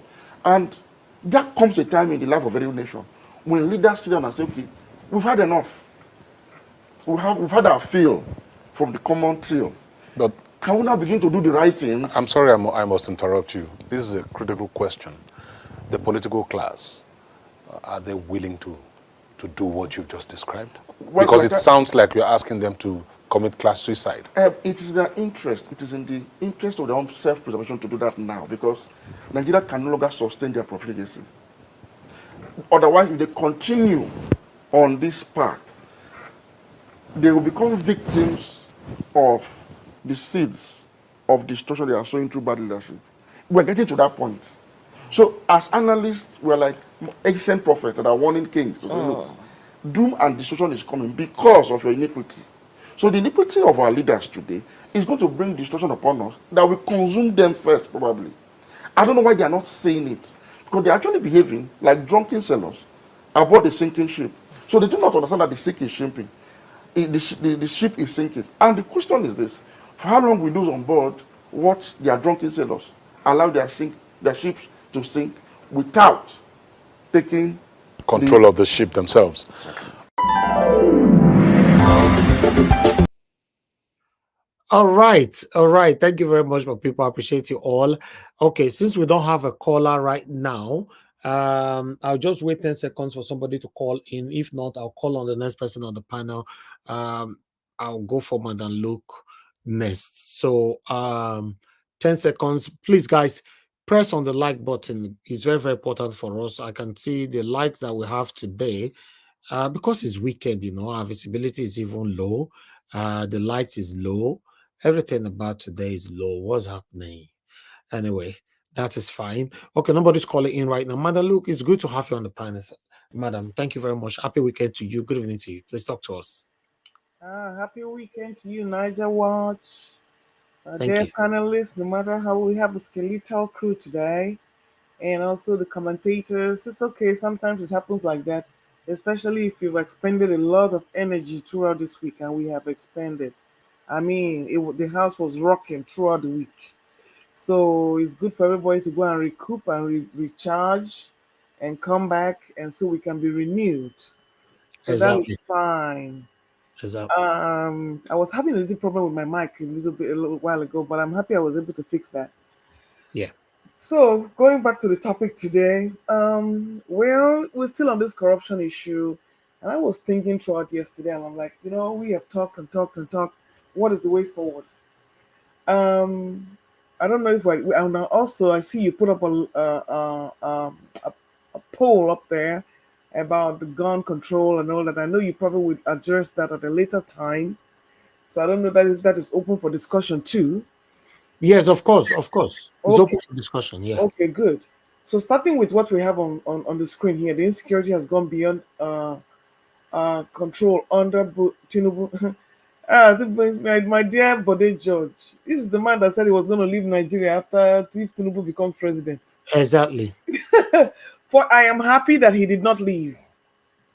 I am happy he did not leave because there is no point making such a statement when you know you're an elder statesman. If you're a spring chicken, Jack buying now to Japan, we know that you can do that. But as an elder statesman, I'm happy he was able to change his mind and stay. Of course, what he says is true. Insecurity has gone way beyond control, and that is why when people like Sanwo-Olu comes out, and I just don't understand. You cannot be an epitome of illegality and think the people will take you seriously. So that no matter what good you do, it's going to be looked at with cynicism, because whatever smokescreen you do is to cover up the myriads of injustice and the myriads of illegality you are covering up behind the smokescreen. Somebody just played a video that says that the leaders set the example for, and I believe that totally. That is why I keep blaming Obasanjo today. Obasanjo was the first democratic president. If he had put things in place 24 years ago, we would have gone far by now. But this man was, I mean, I just don't understand how he can rear his head in public. I just don't understand it. How if he was trying to scuttle the constitution to do a third-term agenda, there were extrajudicial killings during his time. This Boko Haram thing, security was terrible under him. He did not help to make sure the South and the whole parts of Nigeria were all strong enough so that they could stand independently while still displaying a national pride. So 24, how many years later? Almost 50 years later, we are still backsliding. So where do we go from here? I was thinking yesterday after we spoke, I said, you know what? The only way we can do this is to mobilize the youth. And I was thinking, how do we do that to desensitize them? I mean, to to make them sensitive, because they're all cynical now and they don't really care. And it came to my attention that you need money, you need capital to do this, because a hungry man cannot fight. While these people are using money to legitimize their criminality, how are we empowering the youth with mouth and seminars and everything? We have to set them up so that way they know that they also have that power and money cannot buy them. But when money can buy them, then there's no way they're gonna listen, because they're hungry. Unfortunately, the big money bags, Sanusi, Falana, all those people who can say, okay, let us start from the grassroots. Everybody be responsible for the youth in there and sensitize them. Give them something to hope for. Give them something to make them know that they can believe in this our contraption. We all know breaking away is not going to happen. We can clamor that from here to tomorrow. There is no way that you can get any kind of restructuring under the current dispensation. So what do? It is back to empowering the youth. If we can empower the youth, and like I said, it needs money. From place to place, we need money. But then you're going to have those who are going to be eating with double hand. You're still going to have the Lamidia Papas. They will be on your camp, and it's going to be.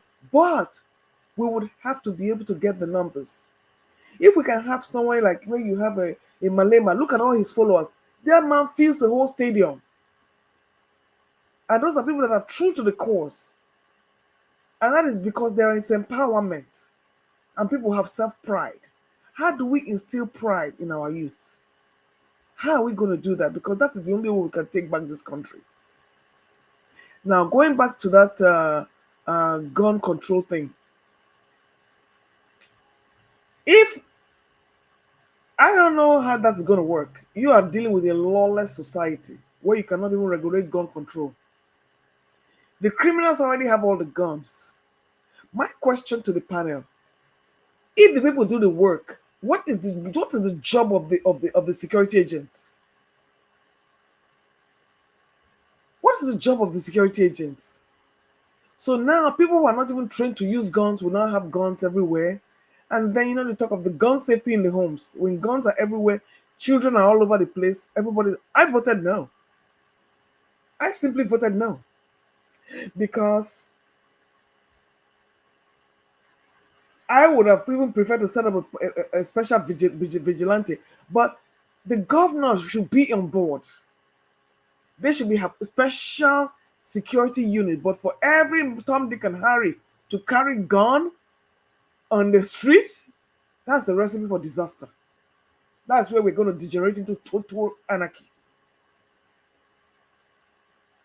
All I can say, let there be an organized outfit. If we're going to recruit people, we will recruit them and we will train them as an extra parastatal. But to have every Tom, Dick, and Harry carrying guns all over Nigeria, that is a recipe for disaster. How do you know who is genuine and how do you know who is fake? How can you track these guns? We can't even track the ones of the criminal. There's going to be a better way for us to protect our state, and I believe is in the hands of the governors. I believe the governors should take that up, not the individuals. Where the federal government has failed, like ESN or whatever they did in the East, they should do. Every state should have something similar to that, where we can point to whoever is responsible for security. But in the hands of an ordinary citizen, we don't know if they're mentally stable. Like I said, that's going to be a recipe for disaster. There needs to be some kind of regulation. Yes, we could protect ourselves, but it should be regulated. Thank you very much. Oh, one more thing. As for Better Edu, that thing is going to go on and on and on and on and on until it fizzles. So it's a matter of exposing who you can expose. Unfortunately, she stepped on the wrong toes, so that is why she's out there right now in the public. So you know how many people are doing all these things. Listen, we are operating a pimper's paradise, where you have pimps and their runners. So they send them out to go and scout for funds. Yes, they do. And after you do your work, you bring your portion to your master and you keep some for yourself. This is what Nigerian politics is all about pimps and hookers. They pimp you out there, you grab as much as you can, you bring the rest to me, and then take what you can for yourself. Tinubu, that's how he run his drug. See, that is the typical regime of a drug baron. And that is why I always say what you do in your personal life is very important when you enter politics. Because the same principles that you held on your private life, you will bring it into politics, and that is what we're seeing now. All we have is pimpers' paradise. Pimps and hookers in politics. And so as a result of that, people with no scruples, no pedigree, they will continue to run this country and they will run it to the ground.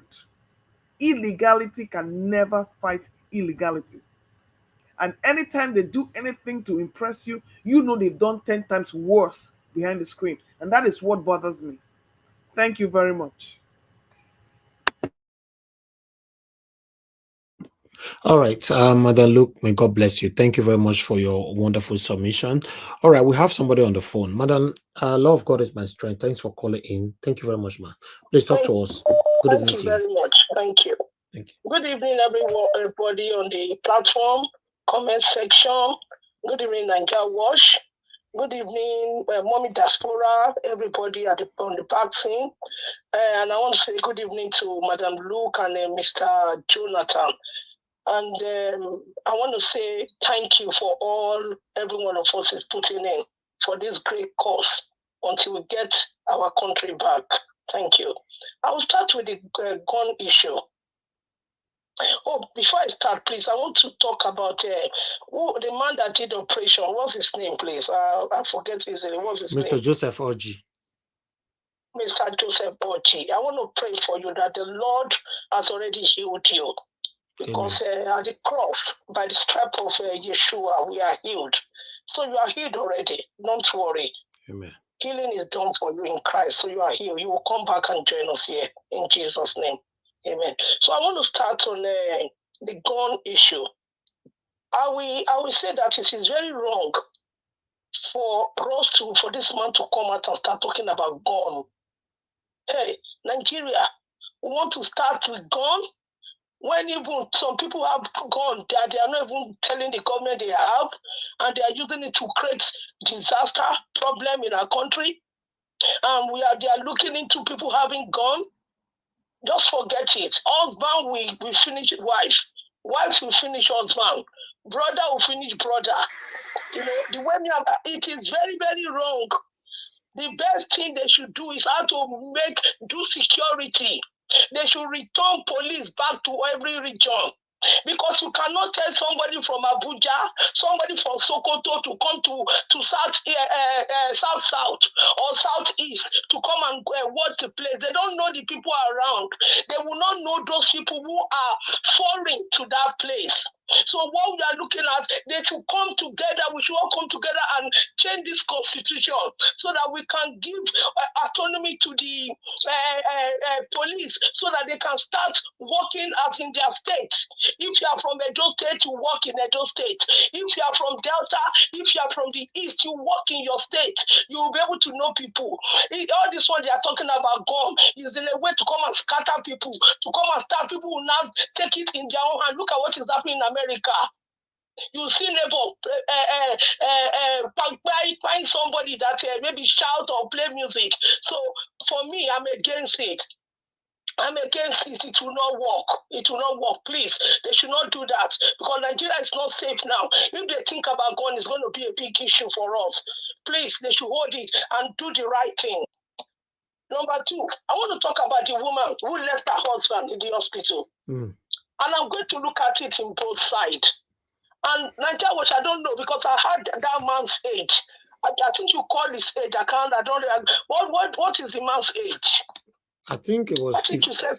I can't remember because I don't have it here anymore. I think I passed something 80 years. No. 50, about 60 something years. Okay, now let's look at this kind of behavior. For a woman to take her husband to the hospital and let go him there, leave him in the hospital. Something must be happening. You see, I'm not going to say the man is a bad man, no, because I don't know him. I don't know him. But let me tell you what, 58, I men this 5'8", 5'8", 58 years old man, 58. Yes, okay. And the woman, number one, maybe the woman does not have money. Does not have money. This is not pay. about money. But This is wickedness, madam.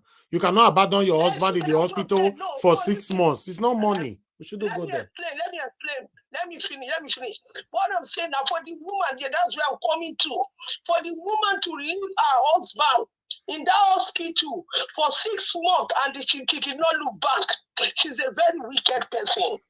No matter what the man did to her, this is a husband who is not boyfriend. That's why I'm coming to Mr. Naija.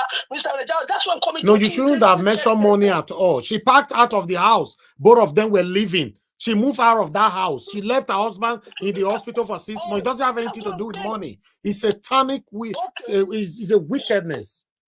It's a very wicked woman for her to do that to that man that is sick. That is when a man is sick, that is when you know the person that loves somebody. What she did is very wicked. And she went to the house, packed all the load, and run away. Maybe she's somewhere now, but God will pay what she has done to that man. Somebody else will do it to her. My own prayer is that I hope people can gather together and go and pay for this man hospital so that he can live there. And then they went to their village. Nobody accepts this man. It is very wicked. Nobody accepts him. It is very wicked. I don't know where this place is. I don't know where the man is. If I know, please, I really want to know so that I can see what I can do. It is wickedness. It's not nice. That's it. Number 3, Bode George. Bode George is speaking from London. When you can see it there, was speaking from London. He wasn't speaking from Nigeria. What I want to say, the way Bode George is talking, yes, he spoke very well, but you can see when he's talking about Tinubu, he's not talking the way he normally talk. He's talking as if, Tinubu came, I heard him say something, and what he said, I think he has said everything. He's not talking like before. Something is happening. It's not his usual self. Yes, we know that things are not working in Nigeria, but say the truth, Tinubu has done nothing. What Tinubu said on New Year Day is not a good thing. He didn't say anything that we can hold, that Tinubu said this, Tinubu said that. He's in London, he's talking from London. He said he was going to run away and pack away from Nigeria. Maybe he has moved to London because when I saw it was showing London, it's not in Nigeria. That's why I said there's code because there's code in London now. So he's feeling the code. So what I will say, he should talk well because in his own time too, he did corruption, he stole money, he did strange numbers. So all of them are the same. So because if they put him there, he's still going to do the same. That's all I will talk now. I'll leave now. Thank you. Thank you very much, Madam Luke. Thank you. Yeah, thank you. Madam, love God is my strength. Thank you so much. Okay. Somebody else on the phone, then before I come back to the panel. Yeah, we have Mr. Dele trying to talk to us. But before that, guys, help us to press on that like button, I beg. Mr. Dele, thanks for calling in, sir. Good evening to you. Please talk to us. Yes, good afternoon. Good afternoon, GYYYS family. Good afternoon, all panelists. Hope you're all having a great weekend. Thank you. I'm just going to touch on one of the subjects, which is the that Nwoko suggestion that we should embark on self-harm, that we should arm ourselves, that Nigerians should arm themselves, rather. When you look at that, initially, my position was, yes, I think that would be a good idea, especially following what happened in Plato. Yeah. But from his perspective, if you look deeply into what he's talking about gun clubs. And he already owns gun clubs. So you can see this man is looking from a financial, benefit, business-like aspect, whereby they're going to have gun clubs across the country, which is the same exploitation that's been going on. And if you look at Nigerians, basically, what's the purpose of government? Electricity, you have to get your own generator, right?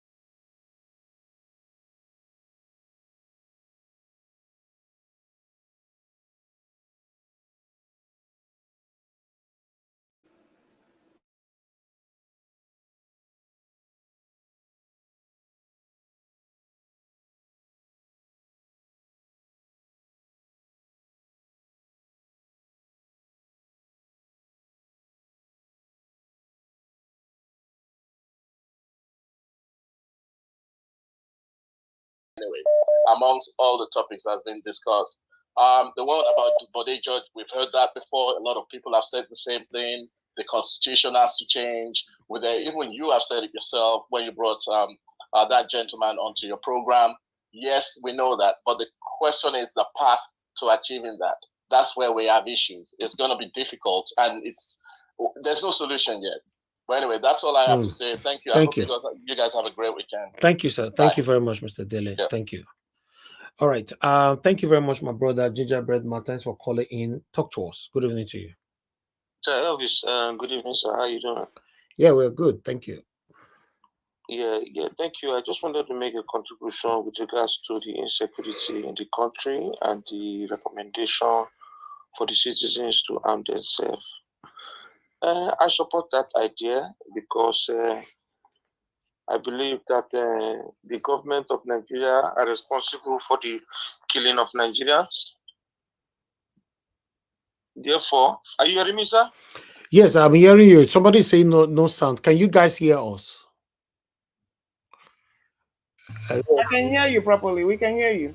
Okay, thank you. Thank you. Go ahead, sir. Yes, they can hear us. Yeah, I support the Nigerians because the bad guys are already armed. You know, they are killing our people, they are buying our people like chicken. So if the bad guy knows that you are armed, they will, coordinate themselves very well. So in the United States, everybody's armed. You come to my place, you knock on my door, you move anyhow. You must have written your will. So I believe that the country should arm themselves at this point because there's arms everywhere. So if the killers that are coming are armed, why are you now resisting or restricting me from arming myself? How am I going to defend myself and my family when they come against me? So that is a good idea. I support it. Since the government has failed, and the government will continue to fail because they are the people that are buying the people. So therefore, let the citizens be armed so that it will be equal balance. So that before I go down, we'll have a fight and start the thing on the other side. Thank you. Thank you very much, my brother. Thank you very much. Anyway, let's move on to the next person. I would like to quickly appreciate some of you right there. Peter Ife, thanks very much for the support earlier on. God bless you. Thank you very much. Pat Sonny, I can see you right there. Thank you. Sing TV, can see you as well, and many others. Gina Francis, we can see you on the comment section as well. Thank you very much, sir. Michael and Amaro, thank you. Nena, Nena Bona, we can see you. Thank you. Press on the like button, my people. It's very, very important. Okay, let me call on the next person to speak to us, which is Mr. Odua. Mr. Odua, thank you very much for joining us. Good evening to you. Please talk to us. Good evening, GYYYS. Good evening, all the panelists. Good evening, Nigerians. Good evening, everyone listening, the commenters, and the viewers. Well, I found a topic and it said the insecurity and corruption. Well, as we all know that coming under criminality to become a government, it will not do anything. So that is the reason we said it, that all the money they have been borrowing before they were giving to judges to put them in office, give to the anarchy to put them in office. It's going to continue because Peter Obi told Nigerians that stealing from government posts can only stop when the head is not a thief. I wish we all know that when you who give order are not stealing, your followers will not steal, because if they steal, they are going to face the consequences. So when the arms of the government, which is the judges, who supposed to bear the most higher part of the law that will guide the country, are thieves, then everything is going to be thieves.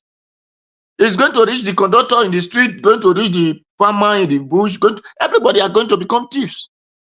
So when the highest person in the position for certificate, that is why all the lecturers who we are teaching people, they are going to become forging their certificate also. So when people talk about stealing, because they now give him a name that will make people not to understand it, where they will say corruption. It's nothing like corruption. It's stealing. Criminals. They are criminals. So since the head of the positions is a criminal, So it's going to keep on till he leave the office. So Nigeria should just put hope on that what they are going to experience, if it is for 4 years, if it is for 8 years, it's going to be criminality. And that is where they are going to keep on borrowing money, feeding their purses. Because if not, if you talk, the other one will implicate you. So let us stay together. That is what they are going to do. All of them.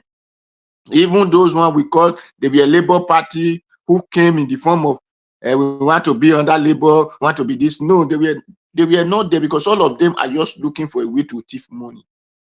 Because they doesn't know what is called government.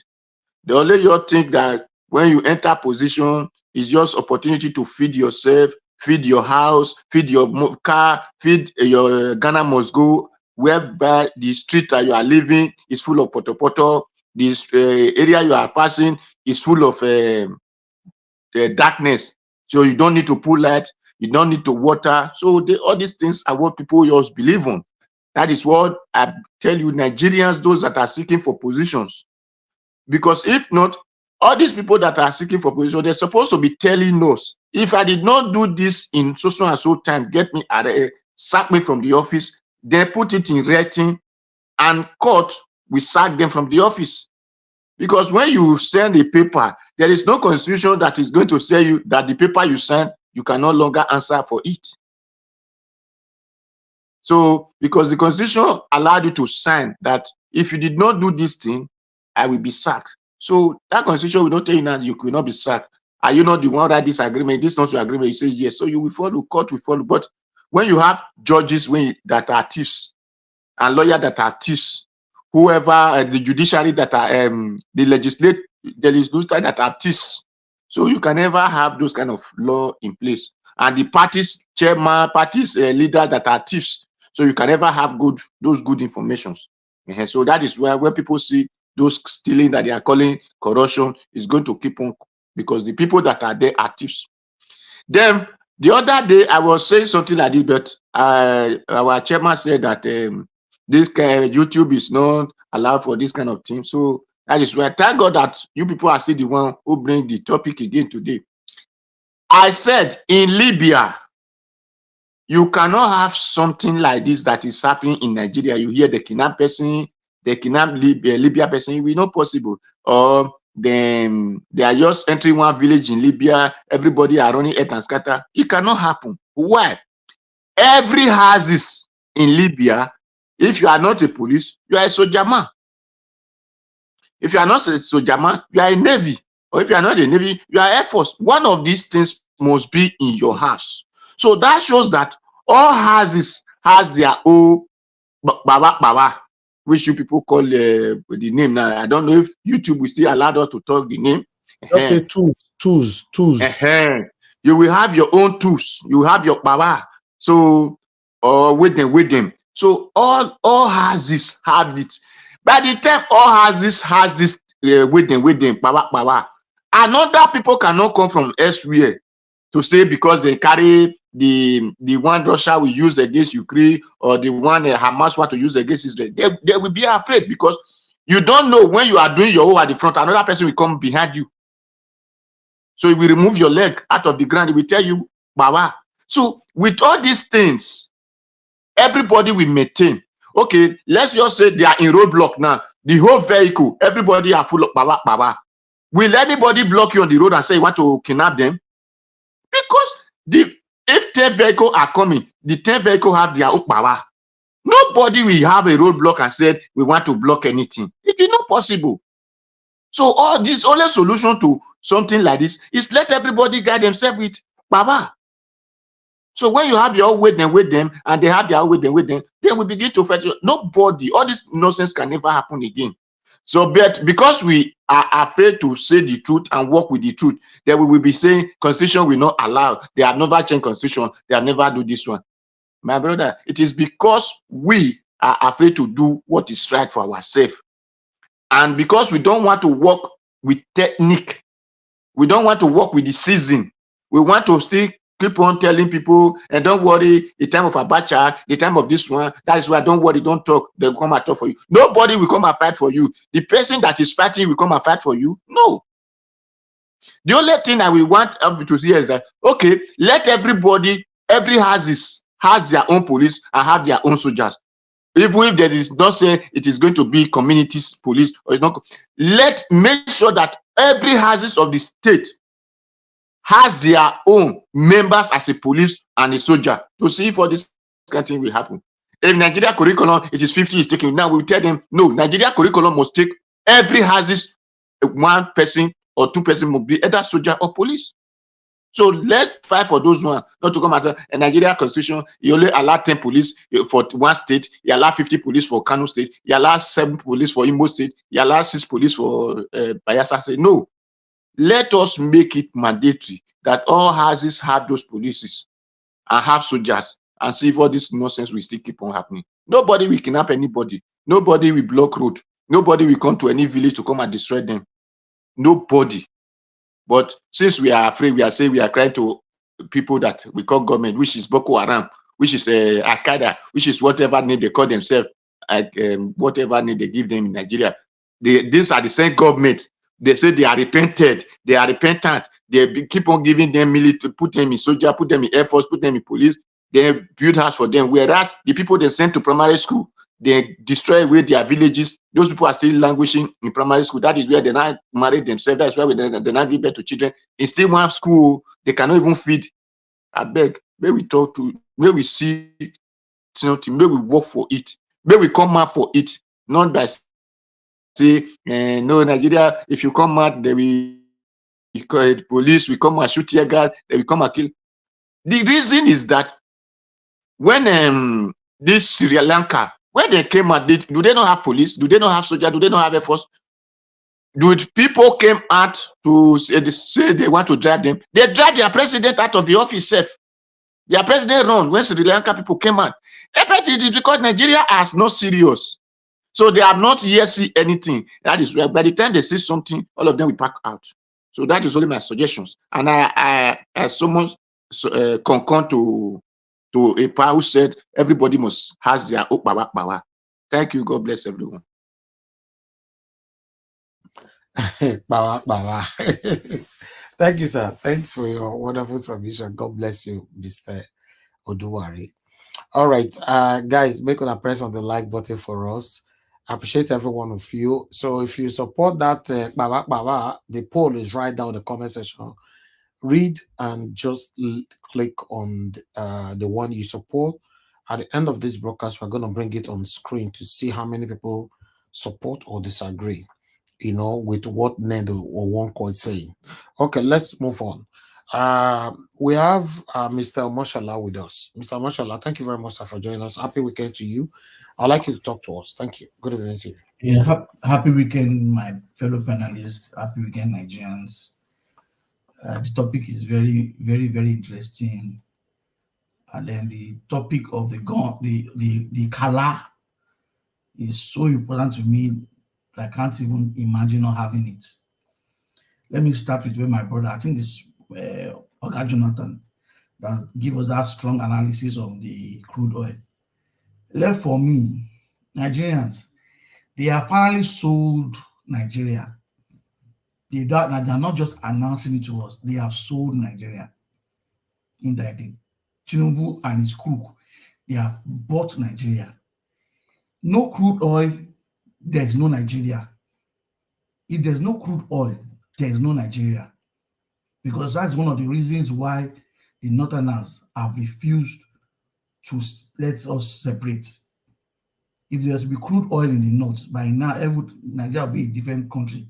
We would have all gone our ways. They have the bandits, I call them the bandits, the financial bandits in government, in oil and gas sector, have finally gathered themselves together to borrow you money. Because you are borrowing 3.3 billion to Nigeria. Who is borrowing us money? Our own money. They have stolen, hidden somewhere, and bring a white man, tells you he's borrowing you money. Who is borrowing us this money? Show your face. If you know, yes, you want to borrow us money. Our money that has been stolen is what is being borrowed back to us to now take our crude oil for free. That's what is being. That's what's happening right now. Finally, Nigeria is gone. It is over. It is over. Based on this analysis my brother gave us, there is no hope. There is no hope. The more we sit down in the house and keep quiet and not come out and go against this government, we will all enjoy it. Because I don't see the reason why people are stealing your money. 3.3 billion. If somebody can steal 9 billion and keep it somewhere, after many years, he's telling you he has 9 billion somewhere. That's somebody that came out. This Yanni, I don't know what I would say alleged, because government has said it. We don't know where that money is. That is one person. So they are stealing. Now just imagine all the corrupt leaders, corrupt rulers, and government officials gathered together. They can pay this 3.3 billion and borrow Nigeria, and then take our crude oil for free. Peter B told us they've been stealing our crude oil. We have not caught anybody till today. Nobody has been apprehended. And yet, the same crude oil is what you are saying we can't meet our OPEC quota. You can't meet OPEC quota. Now you are still going to give out how many 1 million tons of crude oil out as collateral. They are finally, to me, they have finally bought Nigeria. It's just the receipt we are waiting for.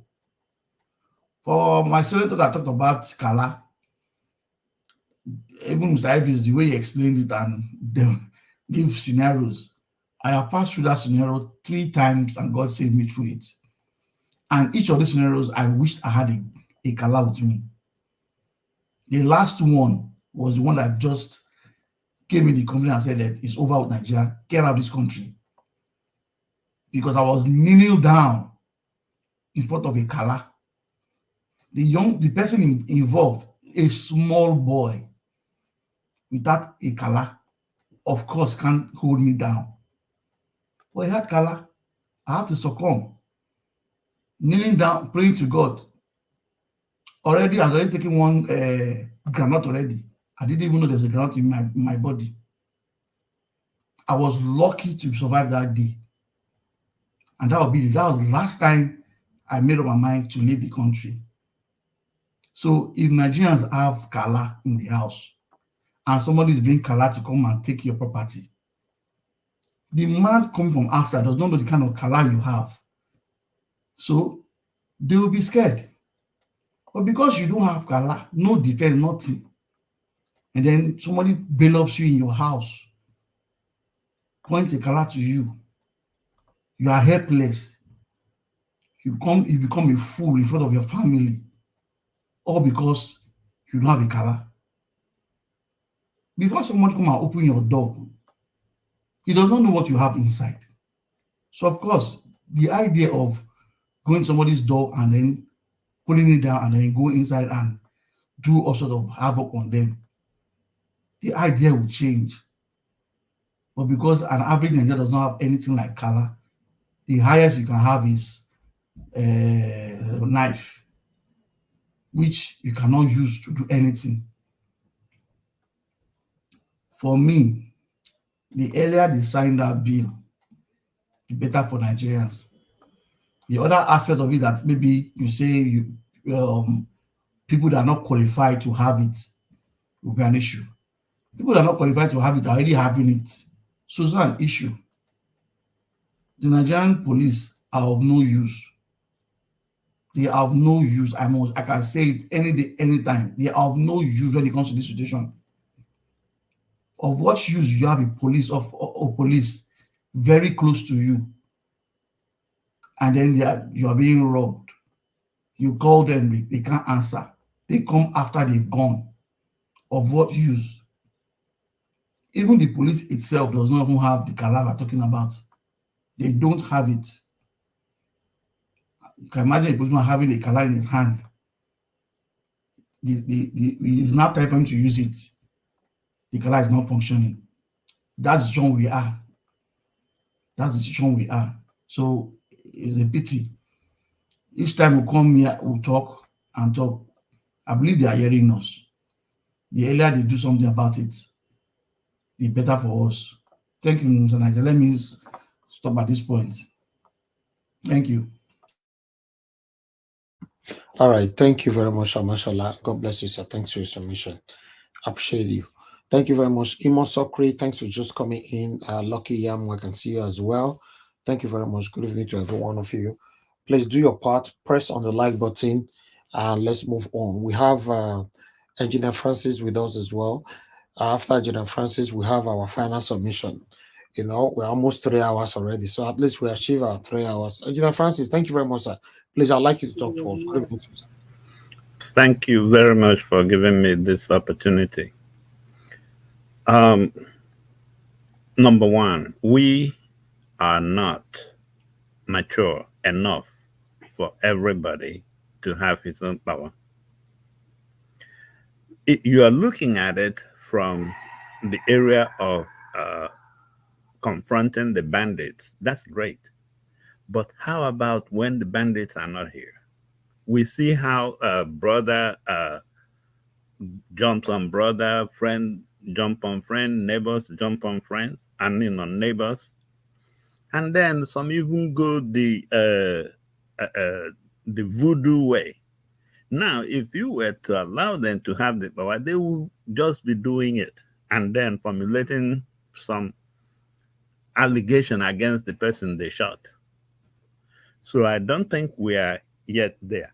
What I think we should do, revise the National Youth Service Corps, make it that all those new graduates will serve 1 year in any branch of the military, the Army, the Air Force, the Navy. That way we can assure that at least we have a generation coming up that is combat ready. That's one. If you want to copy something, copy the right thing. Here in the US, the states have their state police. We have the federal, which is the FBI. But the states have their own state police. But outside of the states, every city has its own city police. If you live in New York, you have New York police. If you live in Houston, there is Houston police. If you live in Boston, there's Boston police. If you live in Raleigh, there's Raleigh police. So when we have the policing staged all the way to city police, believe me, they will handle this banditry. The only problem is that when you are making a law and you know that there is somebody who you want to protect, who you are sure will be a breaker of that law, but you want to protect him, that law, I bet you when you finally bring it out, it will not be good. So if the Nigerian assembly, they are the lawmakers, they can easily handle this. They can easily say, you know what, let's just write some amendment creating state police and city police, just the same way as it is here in the US. When you get down to that level with a very clean, open, sincere heart, you will come up with something. But if you're doing it and then trying to bend it to accommodate somebody else, then that's a mess. So as far as I'm concerned, the idea of having everybody be carrying their own power, we have a big problem if we do that. Because it will no longer be banditry. It will now be neighbors finishing neighbors. It will be a real animal house then. So, okay, how about look at London? Does everybody carry power? No. But you have the place under control. So Nigeria doesn't need to think that way. We are not mature enough yet. Where we are is we are at the stage where we need some honest individuals up there. I don't even see, in fact, I have not, this National Assembly, I have not seen any meaningful bill proposed by any of those senators or those reps. I have not seen anything other than the only thing they have been dealing with is whatever will cause they will do to borrow more money and share money and how to do. They have, none of them has come up with any bill that deals with us. And I still call on this lady from Abuja, please jump in there, bring us something, especially with your own region, Abuja. That 25%, you guys were robbed. So you come up with something addressing it. And when you come on that floor that day, don't stop until you finish saying what you will be saying. I mean, and those people in Abuja, what are you guys doing? Go to her house and let her know that you guys are very, very uncomfortable with being marginalized, because you guys were not counted this election the way the Constitution intended. In fact, I'm getting to the stage where I'm going to be angry with that lady. Why is she just sitting there and, like every other senator? You are not, because you, every other senator, they had their states and their areas represented. You were not. You were not, because that person sitting in Asarok from that constitution is supposed to get 25% from your area. He didn't. And you have not brought any bill in the House to address that thing. What kind of senator are you? I'm getting angry with you, with your just sitting by there and not doing anything. Stand up and let the people be behind you. Go to that Senate chamber, talk and talk. 24 hours if you have to. Let them cut off your mic. Keep talking. Let them get the police to walk you out of the building. Then call your Abuja people and tell them this is happening in our land. And they are the ones that sent you there. They will be behind you. What else do you want? I thought you were supposed to be somebody that's coming to do something. Now look at how you joined them. And even those other senators from the LP, can't you guys just support her and get this going? And sure, there are a lot of senators also from PDP that will join you in this fight. Why are we sitting as if everything is okay? This man has nothing about insecurity, about security of the nation. He's a crook. Anything he does, he will try to bend it to avoid his group. And when he does that, that messes the whole thing up. But you have the rights right now, King Gibe. You have every weapon in your hand right now to call the country to attention. Just like that Cameroonian congressman did. When you get up to that Senate floor, do not step down, do not sit down, keep talking. That 25% of Abuja that was denied the people you are representing, you want the Senate to tell you exactly why. Do that and the rest of the country will be behind you. I don't know what you're waiting for. And I don't subscribe to the idea of, oh, maybe you're a lady. That's a lie. Carol Mosley Brown in the US Senate did something like that. She's a black senator. And when they wanted to renew the flags of the Confederates, the KKK people, those white separatist people, she said that she cannot be here in this chamber as a descendant of those slaves while you renew the license of those slave masters. She spoke until around 3 a.m. That's when some of the senators started gradually coming back into the Senate chambers. And eventually they had a vote and she won. So don't tell me that you're a lady. You are definitely not the first. If you want to hear about ladies that take the stand, let me give you Rosa Parks in the US. Oh, everybody is used to the blacks standing up for the whites to get a seat. Rosa Parks said on that day, she said no. Number one, she's a lady. She cannot stand up in the bus for a white man to sit. So don't tell me you're a lady or you're a female. It's either you are one of those people that come in some camouflage clothing or not. If you are what I saw in you, then do something. This is the time. Because this whole insecurity, okay, look at what's going on in Abuja.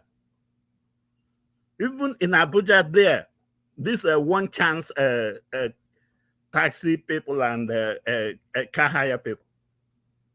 All this insecurity will filter into every nook and cranny of the country in one way or the other, or one shape or the other. But you, starting with that 25% of Abuja, that is your home run card there.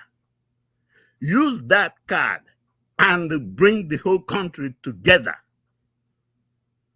Whatever the courts decided was bull crap.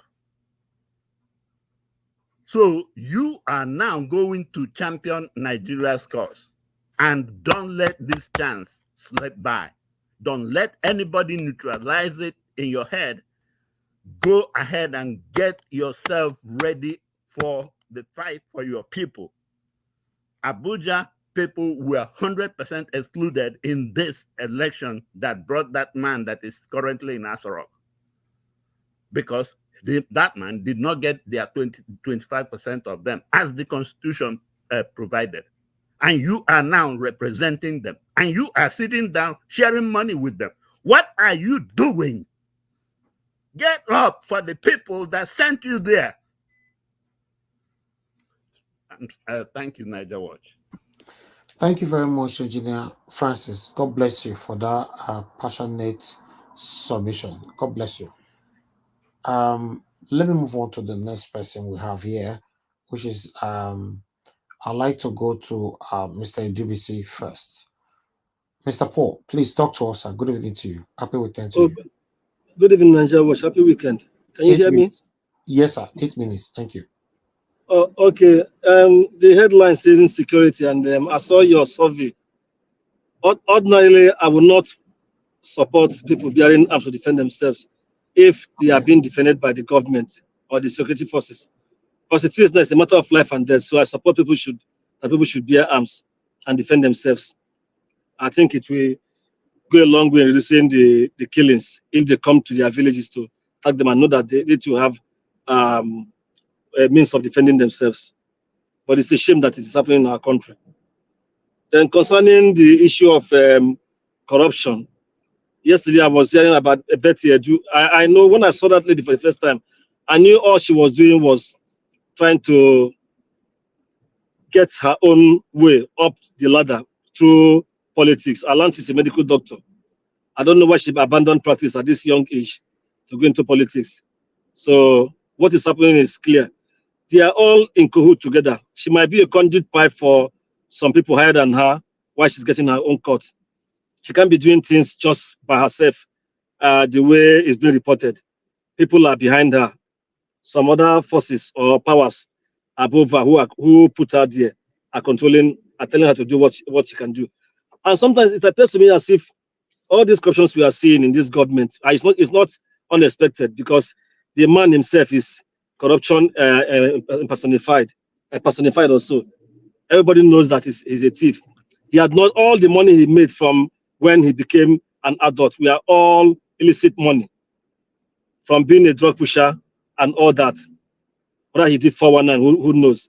Before he became, before becoming governor. Unfortunately, Afenifere thought he was one of them because they fought for June 12th to actualize Abiola's mandate.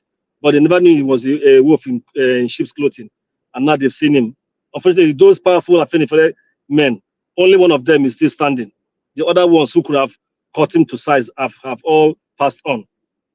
Like Abraham Adesanya or the former Ondo governor, Michael Ajashi and others, unfortunately. So what they are doing is just clear. They are just stealing money. And like we used to say, until our people rise and say enough is enough, this thing will continue. They are not bigger than they are not more in population than the people. If the people can stand up and say we can't tolerate this any longer, how many are they going to kill in the streets? That is when it will stop. And this news that they want to increase oil prices, fuel price, that is how it starts like a rumor.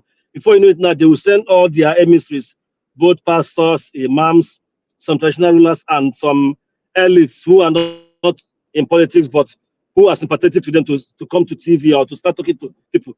People should not listen to them.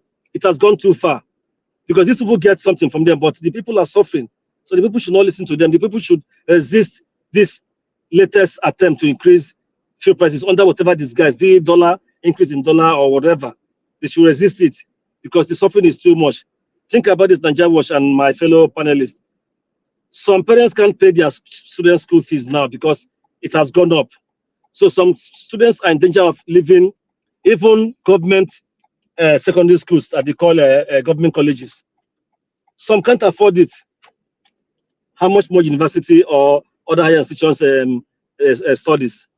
So, and what will be the ripple effect? We'll have angry youths who feel that their future has been cut off.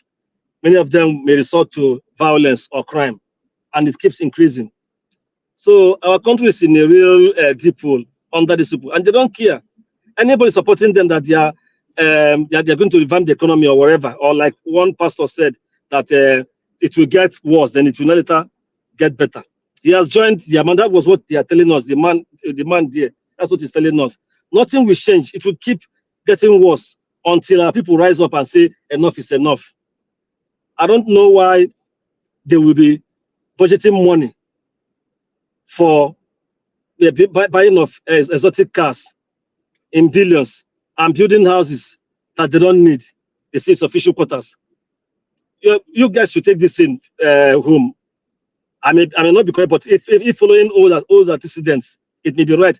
At the end of the day, if they build this house for Shetima, this 15 billion naira VP's official residence, by the time they are leaving power, if their government is still there, maybe another set of APC people are there, they will give it to him as a token gift.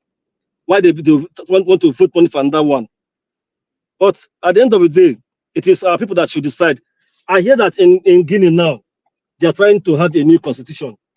That man who carried out the coup 2 years back, the man has been going around talking with the people, and at the end of the day, the consensus is that they should have a new constitution that doesn't have any features of the French system, which they have been under for a very long time. So if a country less in population, less in size, like Guinea, is doing this, I don't know why we should not sit down and renegotiate our one Nigeria. Yes, I want one Nigeria too, but not under the present term. Things are not going well. It will not continue. Anything done under this constitution as it is now will be terrible. We keep repeating, going the same way. We can't build a country under a faulty foundation. The man there, the constitution gave them enormous powers, whoever is the president. But I know a good man can come and do things better. He will not use the power to oppress the people, but he will ensure justice and fair play. But those who have been there, particularly this APC in the last 8 years, going to 9 years by May this year, they are all part of the people who want to pull this country down. It's a military style constitution that gave everything stops on the book of the president. Governors who want to start a project that will benefit their people, they have to go and seek permission from the president, which is not proper. So until the summary is, Nigeria should start asking for a new constitution right now. Not even an election, because election under this, 2 days ago, all of you are discussing about, I was listening. People saying that, oh, INEC, they should reform INEC. INEC cannot be reformed under this system. We need to reject the whole system. Judiciary, what about the judiciary?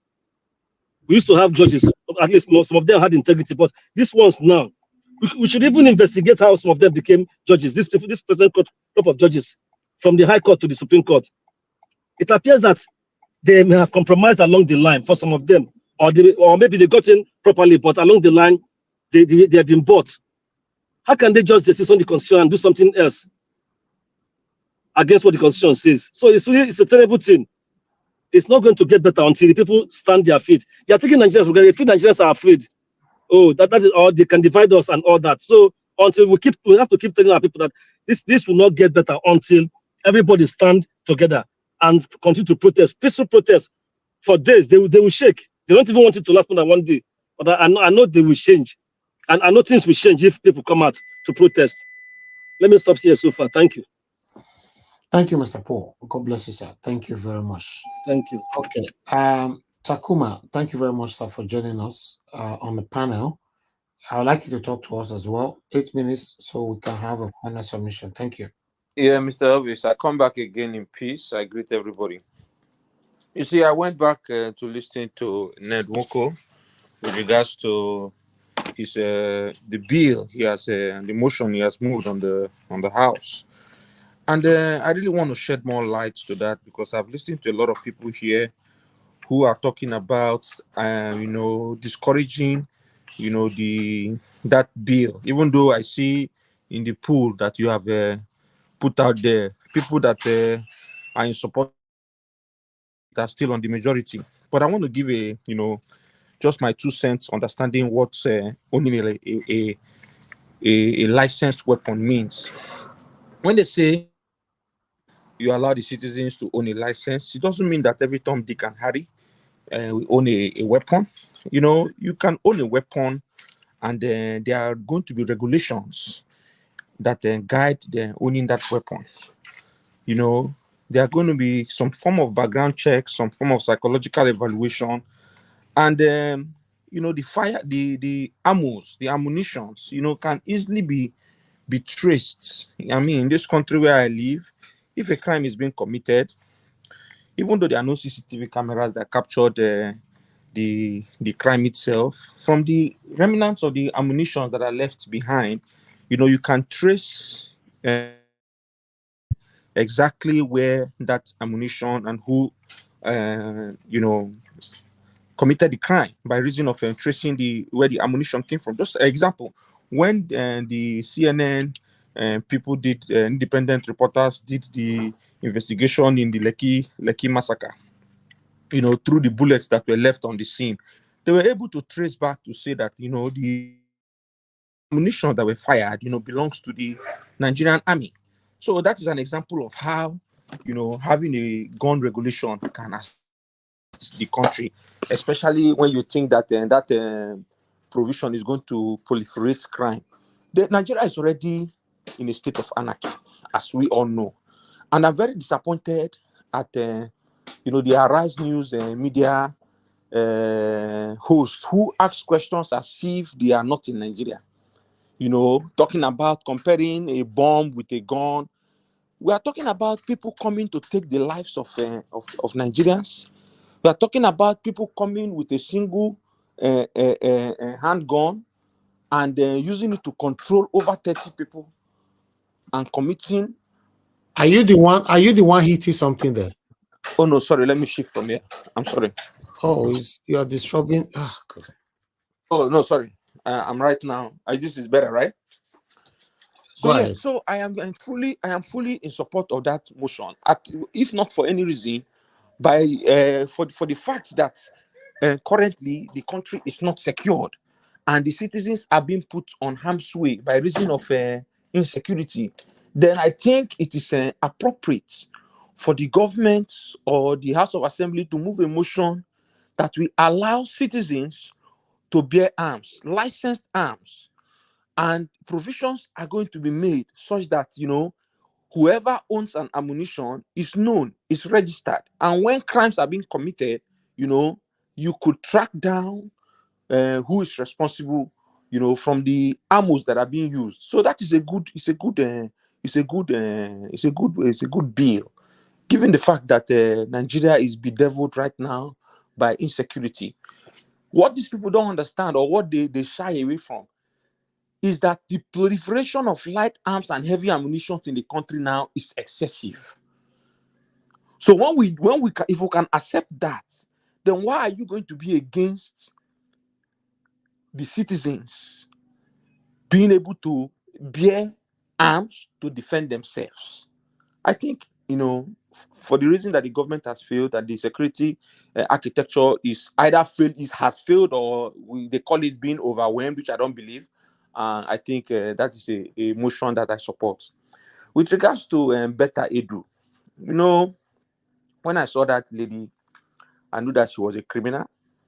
I knew that she got to where she is by reason of offering one or two things.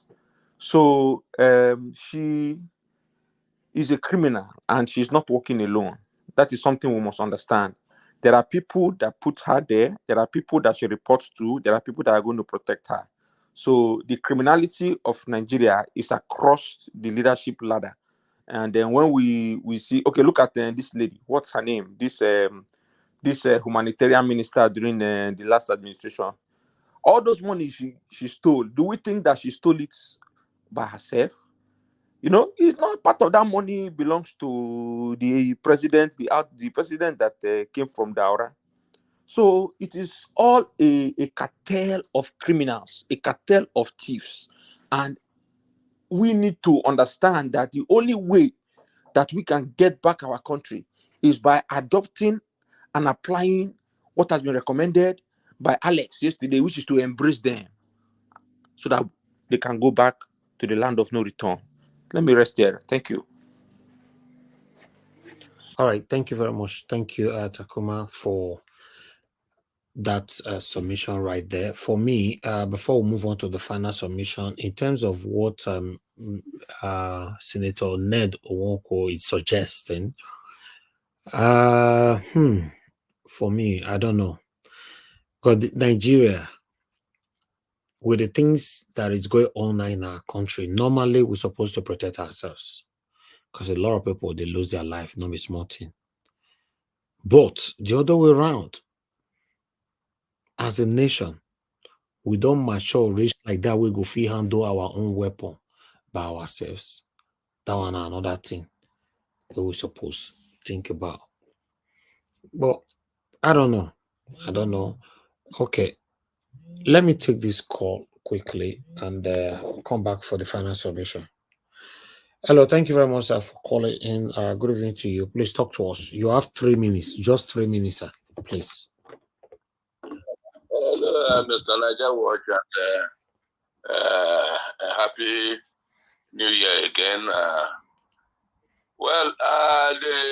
The issues you have online for discussion today, these are not issues of 1 or 2 minutes, but I will see what I can do with the one. By looking at the issue the senator came to bring on air, it's really, really, really very disheartening. What he is saying it as if he does not know the Nigeria in which he is. Niger Watch, for people to say that citizens should be carrying arms, let's ask, what type of citizens? Let me give you an example first. Take the military, top-ranking military officer, take top-ranking police officers. They have personal arms. Do you know that sometimes their children steal away these arms and sometimes go commit crime with these arms and come back and keep it back before they even know that it was used? You see, if this thing is not at a point like this, if I want to start analyzing what the implication is, I will talk for 1 hour. One, for instance, look at that. The fellow that was asking him, is he aware that people are unhappy in that country? That is a key question to be asked. If they say yes, one thing you have to bear in mind first and foremost is that most of the arms that will come into Nigeria will come into the hands of the wrong people, not even the people that will get it by go to Chief so and so, go and this. They will get those papers through whatever means they will get it. And nobody will query it, even when they now use it to commit crime.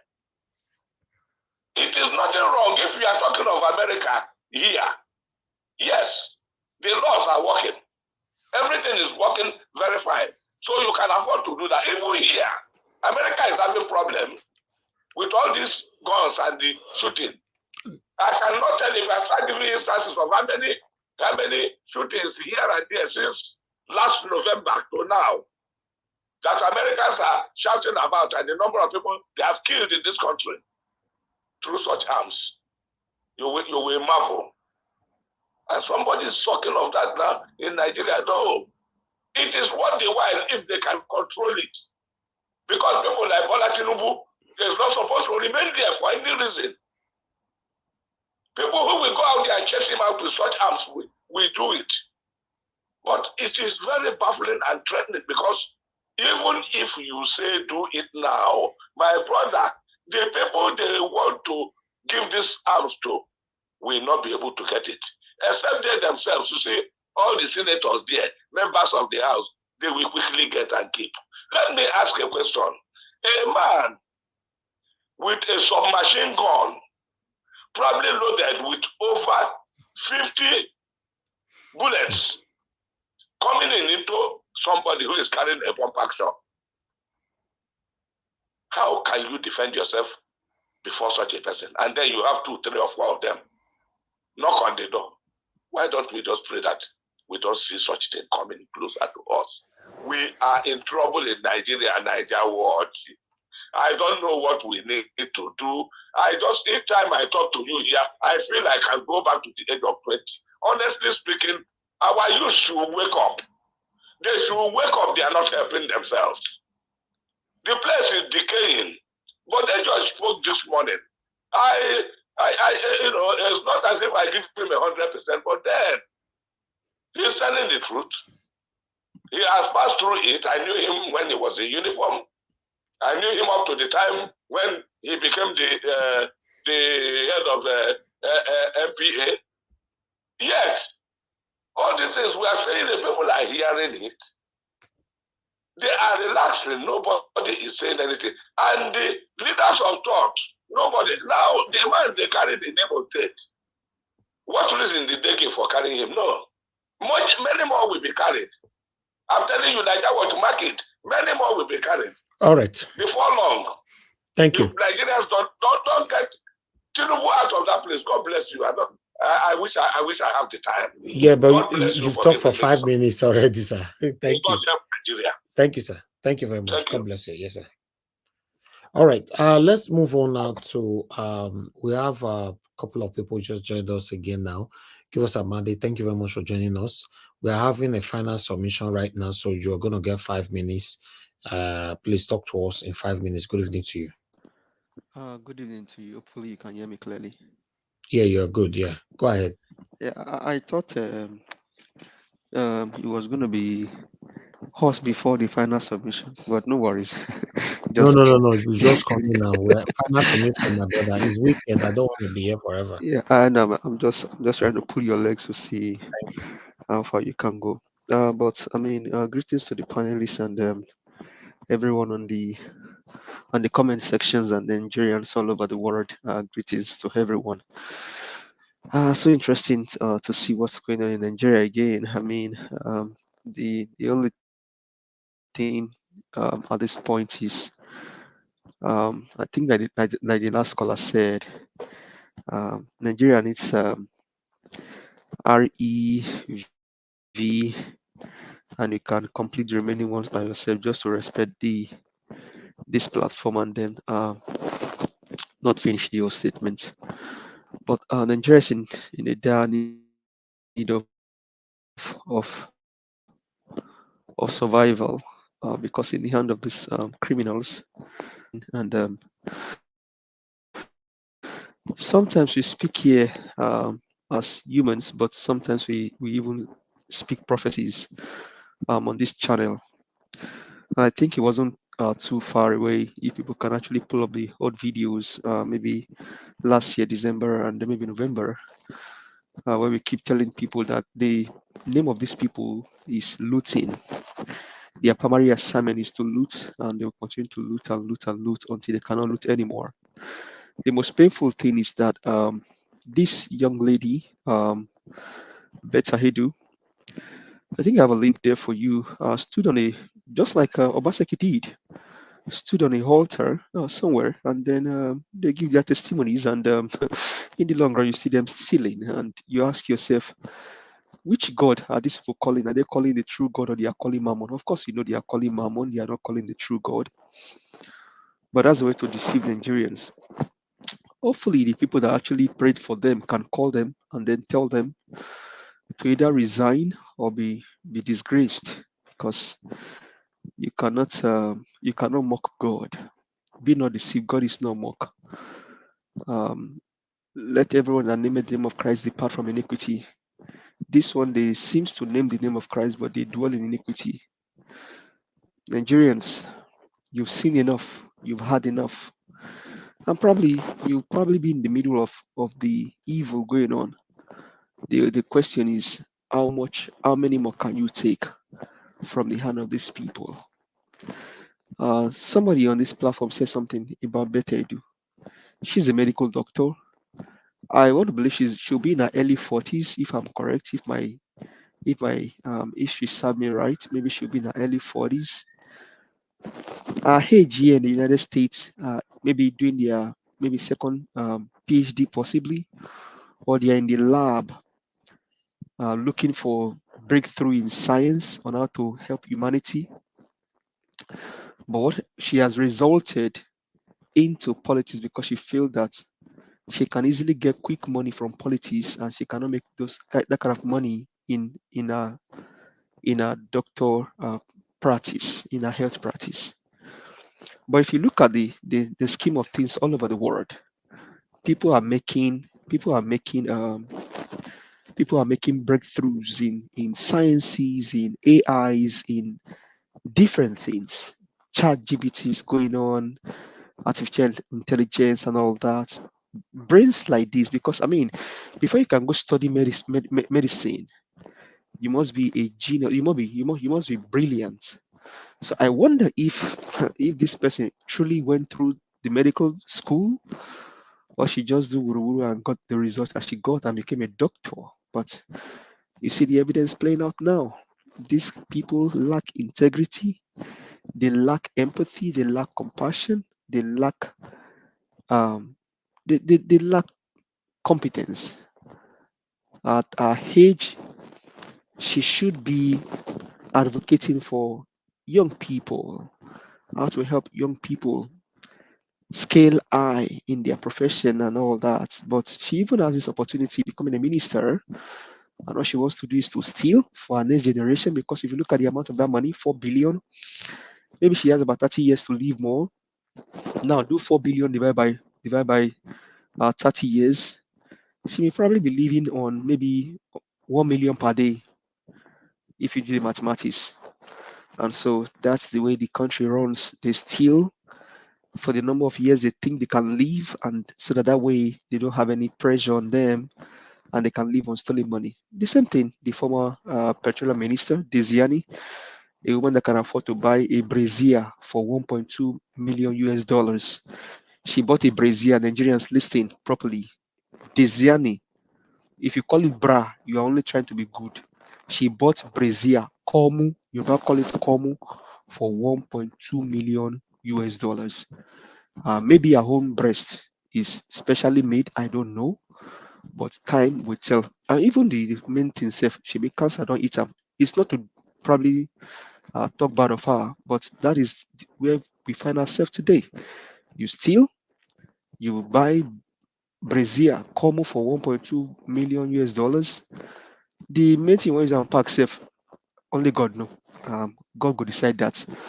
But my brothers and sisters, I will not keep talking. I was born and raised in Lagos State, although I'm from your state. Just to re-echo to those people that say I'm not a Yoruba person, my name is Oluwatosin, which means God is worthy to be worshipped. And so, if you think I'm not Yoruba enough, you can call me Chukuma. At least now don't call me service Chukudi or Chinedu. Regardless, we'll be here. All of you until you enter the coven of your master and leave Nigerians for Nigeria, you will not keep speaking. Nigerians, these guys are out to steal, to kill, and to destroy. They will destroy so that they can loot. They will destroy so that they can steal and continue to steal. Thank you. Rise and take your country back from the hand of these people. They don't serve you any good. Thank you very much for allowing me to speak, Mr. Elvis. I do appreciate you, sir. Thank you very much, my brother. I appreciate you too. I would like us to quickly look at when this Bata Edo went to give testimony to Pastor Adeboye. You know, according to the title where they put for here, you know, they say Bata Edo go give testimony after he got thief this morning and all that. Okay, according to what we have here, Bata Edo going to do Thanksgiving after receiving the 585 million alerts. That's what they put there. But meanwhile, let's listen to the video here. I do. And I came to thank God. Last year at Shiloh 2022, I prayed and told God that by the next time I come for the next year's Shiloh, I want to be a minister of the Federal Republic of Nigeria. On the last day of Shiloh, just as I was working out, I saw Papa, Bishop David Oyedepo, and I went to greet him and meet him as usual. And I whispered to him, I said, Papa, I need you to pray for me. I have just one prayer request now. And he said, what is it? I said, I want to come back to Shiloh 2023 as a minister of the Federal Republic of Nigeria. He put his hand on my head and he said, it is done. I stood up and I left. I came today to return all glory to God, that in spite of all odds, today I'm a minister of the Federal Republic of Nigeria, one of the youngest in the Fourth Republic. People my age are not at the Federal Executive Council of Nigeria in this Fourth Republic, but today I can boldly stand here to say God did it. I came to return all glory to God. You see the way many people see God finish for Nigeria. This is one of the things I talk about when we talk about religion. I'm not really into this thing. I'm a Christian, but I'm not stupid. When I say I'm now, you know, these criminals will steal money. You see our religious leaders, we pray for them. We lay hands upon their heads without not asking them how they get into that position or how they make the money and all that. Somebody who have an agenda to go steal and embezzle the resources of the common Nigerians is telling the people that God did it. God did what? Nigeria matter, eh? Nigeria matter. To be honest, let's just move on. Let me move on. Mr. CBD, thank you very much, sir, for joining us. You have 5 minutes. Talk to us. Good evening to you. Yes, good evening, everybody. Thank you for having me, panelists, everybody. It's been a very explosive, informative, and very useful program, and everyone has really spoken well. Well, I do. And I came to thank. Can you hear me? Yes, sir. Go ahead. Thank you. All right, thank you. Yeah, so, well, I've been hearing some people talking about that this issue that has been raised by Ned Nwoko, that Nigeria people are angry, people are hungry, people are frustrated, it's not safe, it's not. We cannot be talking about a problem, and when people are talking about how to solve it, now we are going back and forth. What is happening in Nigeria is not a normal thing. That, I believe that yes, they should be controlled. Like, people should not be allowed to, not just anyone can just own a firearm, but it's important that people that are qualified with the proper background checks and everything should be able to own firearms, especially with the current climate in Nigeria. People are facing existential crisis, and we are still talking about whether people will be safe or people will be angry. If that community in Plateau State had maybe some 5, 6 people that were licensed to own that firearm, do you think that everybody, the damage would have been that severe, or if there would even be damages at all? So it's a very important motion, and it should be passed. People should be able to own weapons, own firearms, especially those areas that are going through this kind of jihadism. To be honest, it's good we point it out. I've seen that there are some few people trying to spin the narrative. Obviously, we've seen that the media, the national media, even the government, I don't think they want people to see it as as some kind of land grabbing or jihadist, activity. They're trying to make it look like some conflict or some, what's it called? I saw there's this influencer that was there picking something that's definitely not tin and telling people that, oh, it's tin on the ground. It's not tin. People have come out and debunked, even people from that community have said that that's not tin. And they are trying to spin the narrative. It has nothing to do with tin. That's land grabbing by religious extremists and terrorists that want to just take over that area. So that's why people also have to be careful, the people they listen to. The world where we live in now, information, anybody that can control perspectives of people, they are like highly demanded for. So you find out that if someone is an influential person or an influencer that people are listening to, it's very easy for those guys to approach that person either by force or that person will volunteer to work for them. They can make you work for them by force by threatening to, if they have some of your dirty secrets, they can say you have to do this or we are going to jail you or we'll expose you. So you work for them either by force or by willing, whether you're willingly working for them or by force.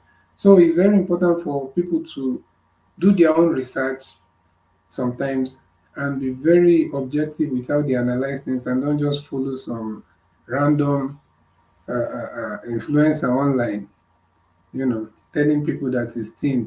What's the point? Who is it now, like an investigative journalist accredited by where and by who? I will just go there and be picking things. So those guys will just come and pour tin on the ground so that everybody will know that, oh, why we came here is to collect tin. People should not be that naive and, you know, lazy to do their own proper research. So it's just quite unfortunate. This is happening, still happening. We have seen that the information has been suppressed heavily, and even when they talk about it, they try to make it look like some clash, harder, whatever clash. Why is it a clash if someone is coming to? They say another one said it's a religious conflict. Which conflict? The Christians, they are not fighting anybody. They did not go to any village that is filled with Muslims to attack people. They on their own. People came and start attacking them and doing all manner. And you're saying it's a conflict. That's terrorist attack. It's not. There's no conflict there. It's terrorism. So people should be allowed to carry weapons with the proper, like Nwoko said, proper background checks. And even if you don't want to give everybody arms, then you should appoint, maybe in a community, there should be some kind of vigilante or people that should be able to own weapons. Remember when they had that Amotekun and all those people that were not even allowed to carry firearms? just because they know what they are doing. They don't want to stop. They don't want, their main plan to be stopped. And it's quite unfortunate. We are not saying that it's the government that is responsible, but there are people who definitely have access to some people in government that are in support of some of these things. If not, it would not have gotten to this level. If not, it would not have gone as far as it has gone. So it's just quite sad. And I totally support that people should be allowed to carry weapons. And finally, I'll just say that, with this jihadists and this Fulani jihadists, it's not obviously all the Fulani people, but this so-called jihadi is just miseducation and foolishness. There's this guy I used to listen to once in a while. I might not say his name, but he's just some guy. He's a Fulani guy from a different country, maybe somewhere in the Northern Africa. And he does an educated guy.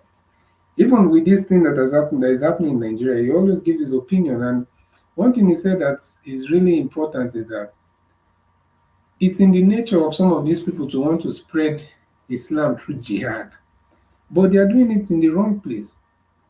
If you know about their history, these are people that came from, they've been in North Africa. They are the Moors. If you heard of the story of the Moors that invaded southern Spain, that was going to ease these people.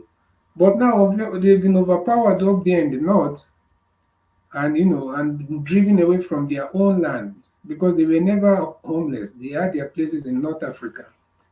But now they are now coming to people that have nothing to do with them, because they feel like those are the people that that are not violent.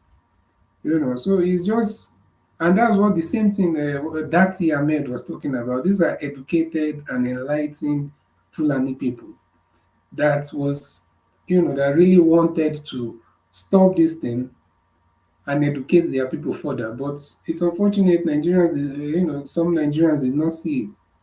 You remember that Ahmed was talking about these things, that these people need to be dealt with. These people need to be given proper orientation, and they need to be driven even with force if possible. But we are here, and it's happening right now in the home state of Yakubu Gowon, the same man that went back on the Aburi Accord. I wonder how he's feeling. Nobody deserves that. We are not happy it's happening to anybody, but at the same time, if only he could see the future then and see what his people would face. Thank you. So let me just stop there for now. Thank you. Thank you very much, Mr. ACBD. It's good to have you on the panel today, sir. Thank you very much. Everybody on the panel, I've given this. Mr. Elvis, please, can you allow me a minute, please? Okay, yeah, quiet. Thank you very much, Mr. ACBD. One thing when you spoke about Yakubu Gowon, with all due respect to them, Nigeria is a place of you must respect the elders. But most of them now, I just wish that they can, if possible, rewind the hand of clock and then see if what they didn't do in the past they can do now, or they can undo the past. That's aside. Now the issue of Beta Edu, she's just 37 years old. Now she says she's a minister, even when her mates are not ministers. People of her age are not ministers. People of your age will not be minister under a crook government, stealing and looting the commonwealth of the nation. Better do get that into your head. People like Mr. Elvis Edigin, the man that hosts this channel, will not be a minister under a crook government, stealing and looting the people's commonwealth. People like Mr. Elvis, people like Mr. Harles, Dr. CM, Mr. NCBD, Mr. Jonathan, bright Nigerians, bright mind, Madam Luke, will not be a minister under this crook and stealing government, because you guys are there to steal, to loot, and to destroy the commonwealth of the people. Just to get that out there. She's 37 years old, Nigerians, and she's already looting the money. If she's there for the next maybe 20 years, when she'll be 57, she would have loot for a generation and loot for maybe 4th to 5th generation. So Nigerians, get that and stand up for your right. Thank you. Mr. Najawat. Okay. Yes. Sorry, just 30 seconds if possible. Go ahead. Well, you see, I had a few people saying something about you know, how dangerous it is for people to own. I don't know if people know about Switzerland, which is the most heavily armed country on earth, and it's still at the same time by citizens, you know, with citizens owning firearms, having the right to own firearms, and almost everybody has firearms in Switzerland, and it's the same country, is the safest country, one of the safest country in the world. So that's people that, if you're talking about America, it's just unfortunately there's a way they've created some kind of a very huge political divide whereby it's two God, extremes. God bless you, sir. God bless Yeah, you for that. That's right on point. God bless you. yeah, it's like two extreme divides that they've created in America, whereby you have these people on the left, people on the right, and how will you know? How will there not be conflict? Conflict where you say these people are extreme right, these people are extreme left, something like that. And So that's Nigeria has worse extremities. Consider that. All these how do tribal extremities that we have, when you start handing everybody a gun, it will be worse than the extremities you are just citing in the US. it should Switzerland be. is one unified color, everybody. It's not. So should we Switzerland allow our has people to be killed? Look at what Switzerland happened in has. Plateau. So You I can't disagree use with you. you Owning a can't use gun is the best Switzerland. thing that can happen. What I You can't Exactly. mean, use hello, sorry, you can't use Switzerland as an example for that because Switzerland is the most one of the most diverse. You know they have 6 cantons and all those cantons have their own laws. So you don't if you're talking about are they those cantons are almost functioning as an autonomy a country, you know, sub countries, and yet they are all living as one. So it's just a matter of having the proper gun laws and putting it in the, you know, having the proper background checks and putting it in the right hands of the right people. And even if you're going to have a vigilante, let those vigilante be able to own, you know, to carry firearms. If not, what will they do with sticks? Is it stick and arrow they use and go and fight someone with Thank AK-47? you. Thank you. yeah, Thank you very much. Thank you, everybody. Let's move on. Add a little to Okay, this. give your final submission, sir. 5 minutes. Your final submission. Okay, Go ahead. now in this case, let's consider that vigilante you just mentioned. Just call it the city police, which they have here in the US. Arm them. But what I think is the most important is that Senate, their judicial committee, should be holding hearings right now. And they will call all those judges and justices. First of all, be sure that that law is being enforced the right way. Then you can make more laws. But if you are going to make this gun law you are proposing and let it be this same corrupt judiciary that will be handling the outcomes, then it's messed up. So if you sanitize the judiciary, then come up with laws. Now you're saying licensing. That means there will now be another 2 classes of Nigerians because the ones that will get the licenses will be those guys in the Senate, in the House. The ones that will not get the license will be those ones in the villages that are being raided. So letting Nigerians possess guns, no. You can start with city policing or vigilante, however you name them, but let them be trained and armed and have them city by city, the same way we have here in the US. Whether you get to the state level, that is something else. But most importantly, the Senate they should not close their eyes as if they didn't see what happened during this election. They should be having serious hearings right now as we speak. And all those justices and judges that partook in all those panels and the electoral commission issues, they are the ones that should be under fire. And their judgment should be questioned. So when they finish that, then they can go ahead and start bringing in more laws. Sir, can I ask you one question? Go ahead.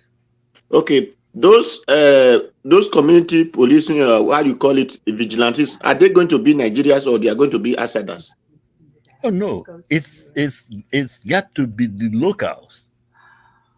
You cannot have a New York local, and then you go and import a New Jersey vigilante. No, it has vigilantes are usually locals of that particular city. That's where they get their own vigilante for their own city. Now, turn around that name vigilante and baptize it and call it city police. Give them adequate training and let them handle that. So definitely, it's very easy to handle. Can I interject you? What you are suggesting goes against the current Nigerian constitution. So you must have to change the constitution for that to work. You can amend the constitution. If that is what will work, what is in the constitution right now is what's getting those people killed in Plateau State. So if you have to amend it to accommodate this, amend it. But accommodate the right thing. That means the current constitution is not working because it's leaving some dead people in Plateau State everywhere.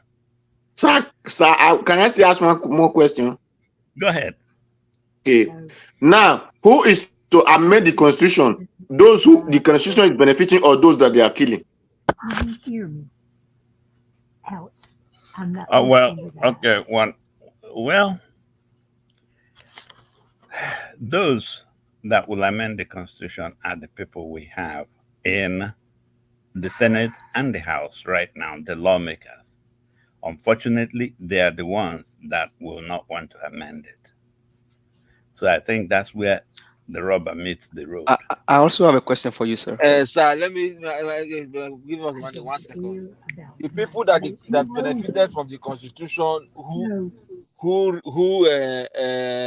the fraudulent constitution that allowed the judiciary to put them into office when they did not actually win election, they cannot amend the constitution, my brother. Thank you. They lack the capacity. All right. Are you using your 5 minutes now, Takuma? No, that's not. Just interject. No, okay, that's fine. Let me move on. Thank you very much. Thank you. All right. Let me go to Mr. Jonathan. Mr. Jonathan, please give us your final submission. 5 minutes. Thank you, sir. Thank you very much, Mr. Elvis. Thanks to everyone there, all the submissions so far. It's been very interesting. I actually deliberately avoided this gun issue in my earlier submission because I really wanted to address the matter of corruption and stealing and all the rest of it in Nigeria. Because there is no way you can address any Nigerian issue without dealing with corruption and looting and all the rest of it. For me, normally, I would have preferred that Nigerians are given the right to own their guns. Not on a normal day in a normal country. That would have been my position. But I'm not naive. I'm not gullible, and I cannot be manipulated. All of us know Nigeria very well. Nigeria, this is a country where they cannot even administer the distribution of money to 20 million Nigerians. They can't do anything effectively. They cannot administer it. These are things that, luckily, those are things that doesn't affect life. How would they administer it in Nigeria? I would say, the talk of it is cheap. First of all, to put it on paper, probably even cheaper. To get it done, to implement it in a state like Nigeria today, practically impossible. A lot of things has to change. They can't even distribute. Tell Nigeria, the state of Nigeria, not local government, not state government, tell the state of Nigeria to administer a program to 100,000 people if it will not be messed up. That's one. Two, the senator that proposed it on the floor, for me, I have a problem with that. When was the last time that a Nigerian senator would stand on the floor and put a bill on the floor of the Senate or the House without something in it for him or for his group? For me, that is the way I look at the Nigerian politics. That's the way I look at the Nigerian Senate. That's the way I look at the Nigerian politician. My antenna is alert. Is standing alert. So whenever I hear them speak, my antenna just give me the sound. Give me that sound. Whenever I hear them speak, that's the first thing I hear. What's the need for this man?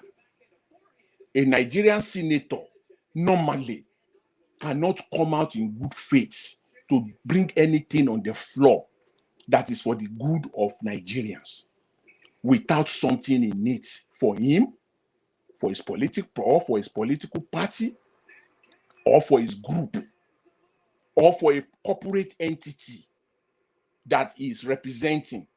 Is impossible. Anybody who have issue with this has not started. He doesn't know what is going on in Nigeria.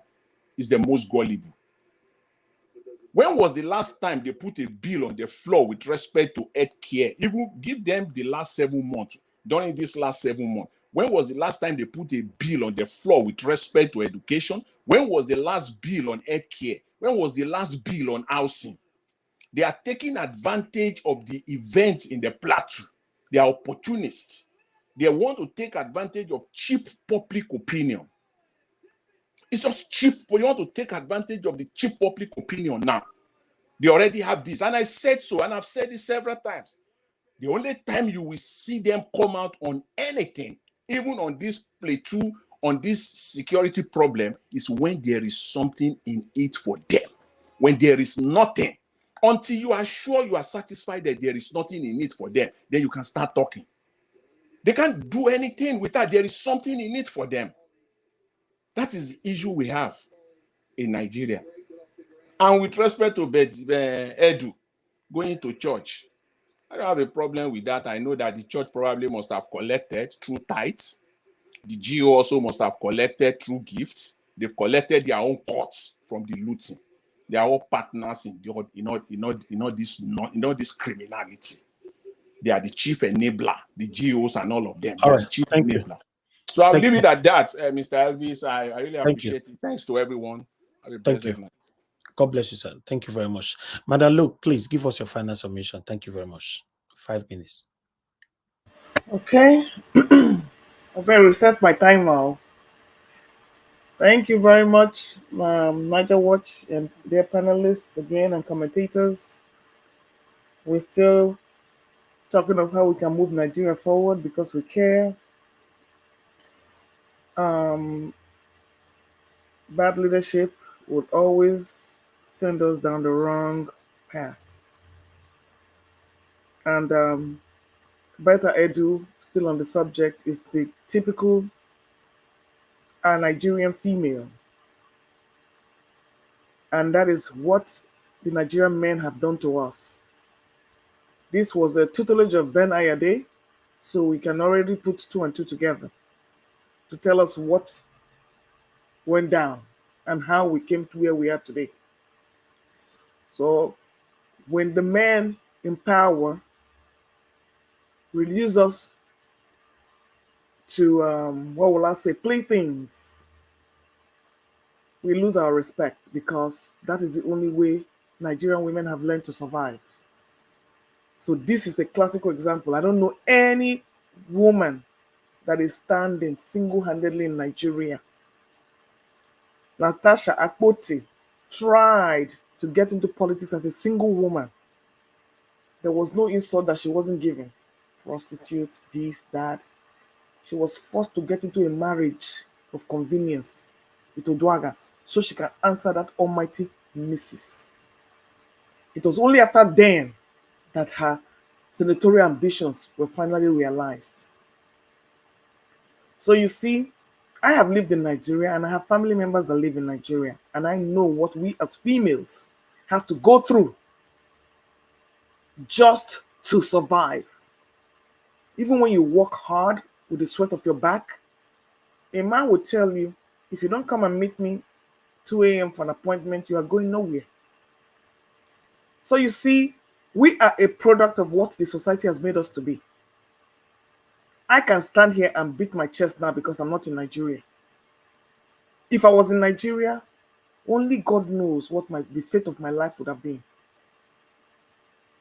And when I left, that was what I saw that made me leave Nigeria. The sexual harassment was too much. It was just too much. Even in the university, even in that University of Benin there, I could barely graduate because of sexual harassment. So you see, you reap what you sow. Here is a University of Calabar medical doctor that never practiced one day in her life. She never even held a stethoscope to examine one patient. This is a PhD doctor. I was reading her profile. There is no hospital that this woman has worked in Nigeria. Are we surprised? Like I said, this is what the Nigerian men have turned Nigerian women into. So you reap what you sow, or you sow what you reap, whatever it goes. And at the end of the day, we're all going to suffer for it because we're back to Pimpers Paradise. If you do not worship those men up there as pimps, you are not going anywhere. Any of those female in political power must have the backing and the blessing of a man. So I cannot blame her very much. I can't blame her too much because she has to survive. She's a beautiful woman. Even if she tries to do the best she can, those men will not let her rest. You cannot go nowhere because Nigerian men will rubbish you. Nigerian men will rubbish you. And they will be the first to call you hooker, this one, that one. But they will not give you the opportunity to use your brain and what God has given you to work. Everything must be money for hand, back for ground. That is the kind of society we live in. For my final 45 seconds, for that gun control. You cannot even verify who are citizens in Nigeria and you want to give everybody guns. I laugh in Hindu. Well, like I said, you will reap what you sow. A lawless society, and you give people guns to go and start running around the street. Then a woman is fighting with her husband. There's a gun nearby, you blow his head off. Nigeria has 95% of mentally unstable people. This is the work of the government, and they will have to figure out how to do it. Do they want to do it? No. But putting the guns in the hands of people, not an option. I yield. Good night. Thank you very much, Madam. Mr. Elvis. Thank you very much. Mr. Elvis. Yes, sir. I just want to give a thumbs up. No, but we don't really have time anymore. Go at 30 seconds. I'm rounding up. I know, not really, not much. I just want to go ahead, sir. I just want to give a thumbs up to the last comment. Nigeria cannot even control the number of people, the citizens, and they are talking of guns. Wow. That's it. Okay. Thank you. Thank you. Mr. Oduwari, please talk to us at 5 minutes. Okay, thank everyone. Yes, let me just start by, because for those, the sister that went and gave Thanksgiving in their business center known as church. Anyway, it is their duty. What they believe is when you still go to congregation, go and tell them that I have stolen your money, you people cannot do anything, and those one will clap for you and say, hey, glory be to God.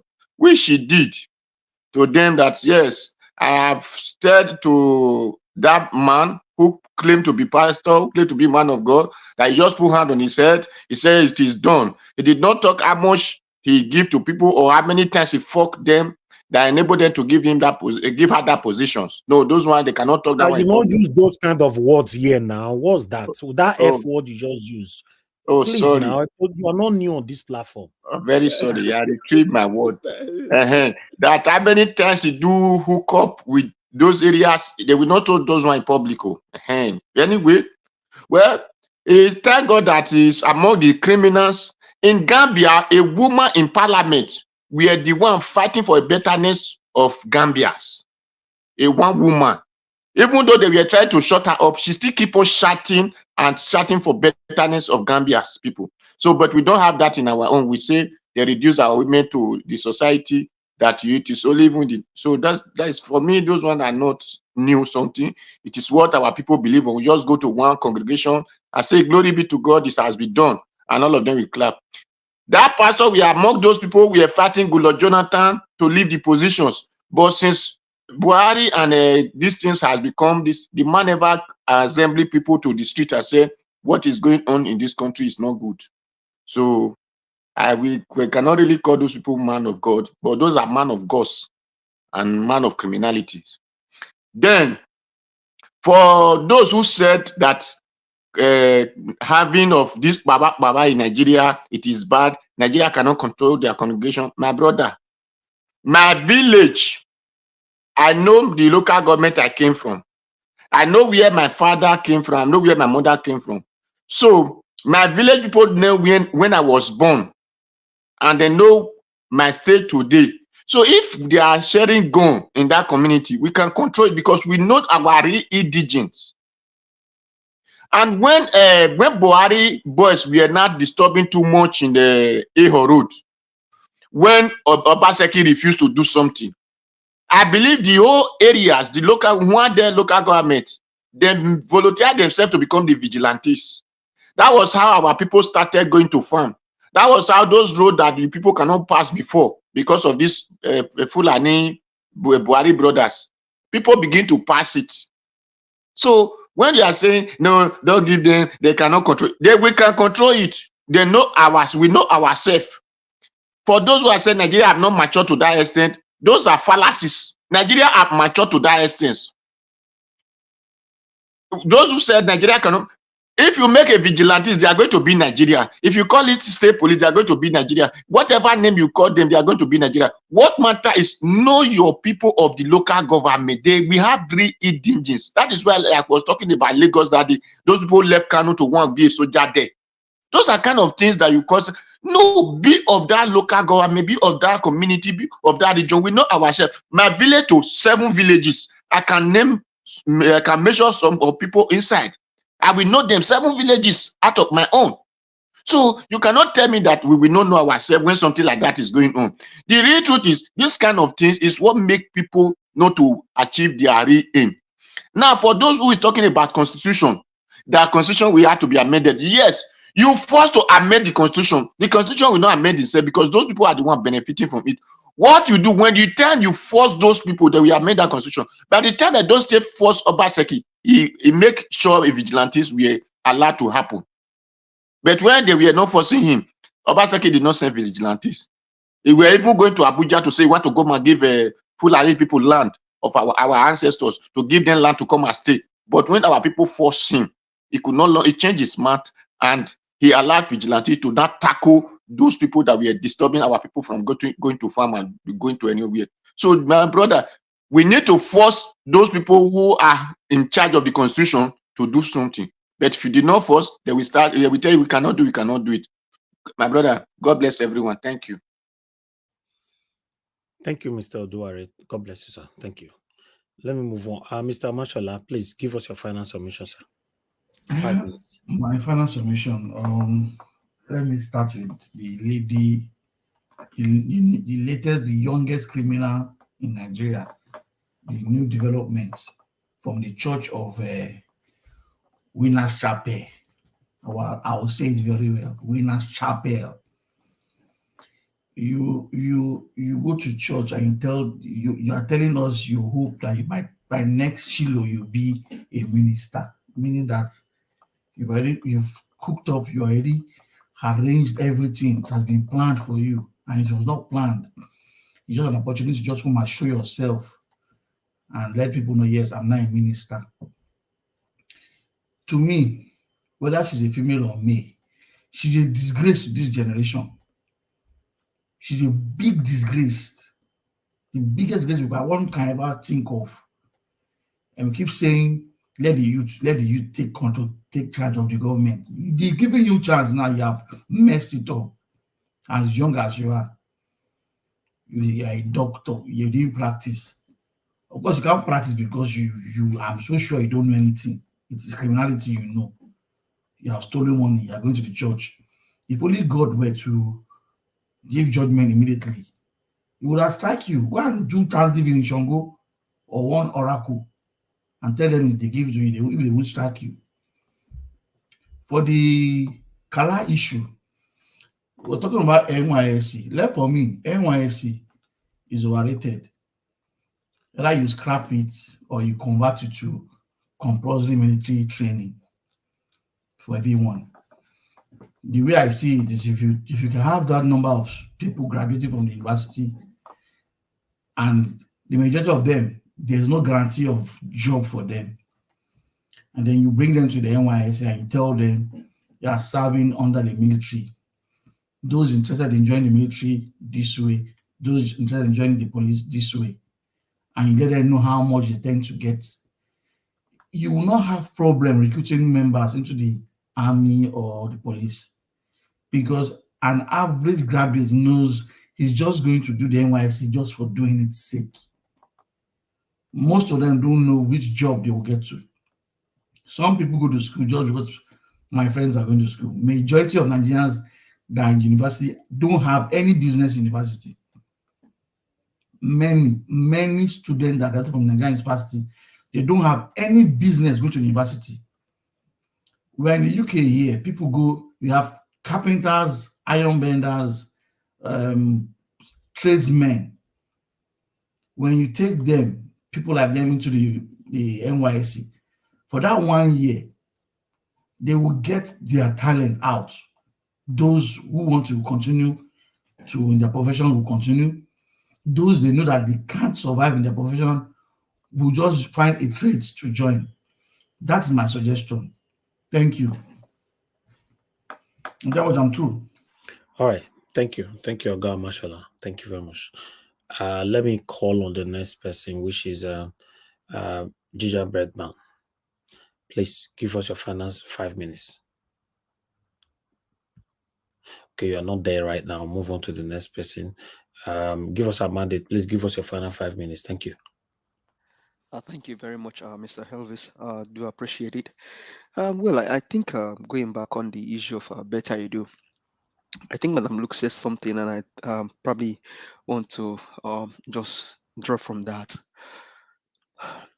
I just believe that better you do is doing what she's doing because that is what she chose to do. Dora Quinley of blessed memory stood against fake drugs. She's a woman. Maybe she will be also be maybe in her 40s or maybe late 40s or early 50s when she became a minister. Obiezekesweli was a minister. Ngozi Okonjo-Iweala was a minister. Ngozi Okonjo-Iweala's mother was kidnapped. Why? Because she wasn't going to pay subsidy. They kidnapped her mother. I think Dr. CM showed us a book here that Ngozi wrote. These are women. I've mentioned 3 women. They stood for their conscience. They stood for the nation. Better Edu is doing what she is doing because that is what she chose to do. You don't have to become a minister of the Federal Republic of Nigeria. It's not you're not forced to become a minister of the Federal Republic of Nigeria. Dora Quilly went to school. Maybe she even studied pharmacy. I don't know. Obiezekesweli went to school. Ngozi Okonjo-Iweala went to school. These are women, legend in their own capacity. And there are 1,001 women in Nigeria that does not have to sleep around or do anything shady to get to where they want to get to.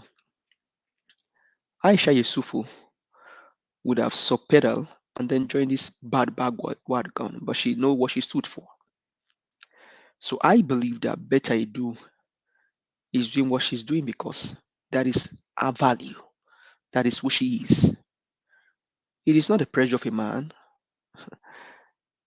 that make her do what she wants to do. She chose to do it. And because she wants to be relevant, she wants to be in the eyes of the people.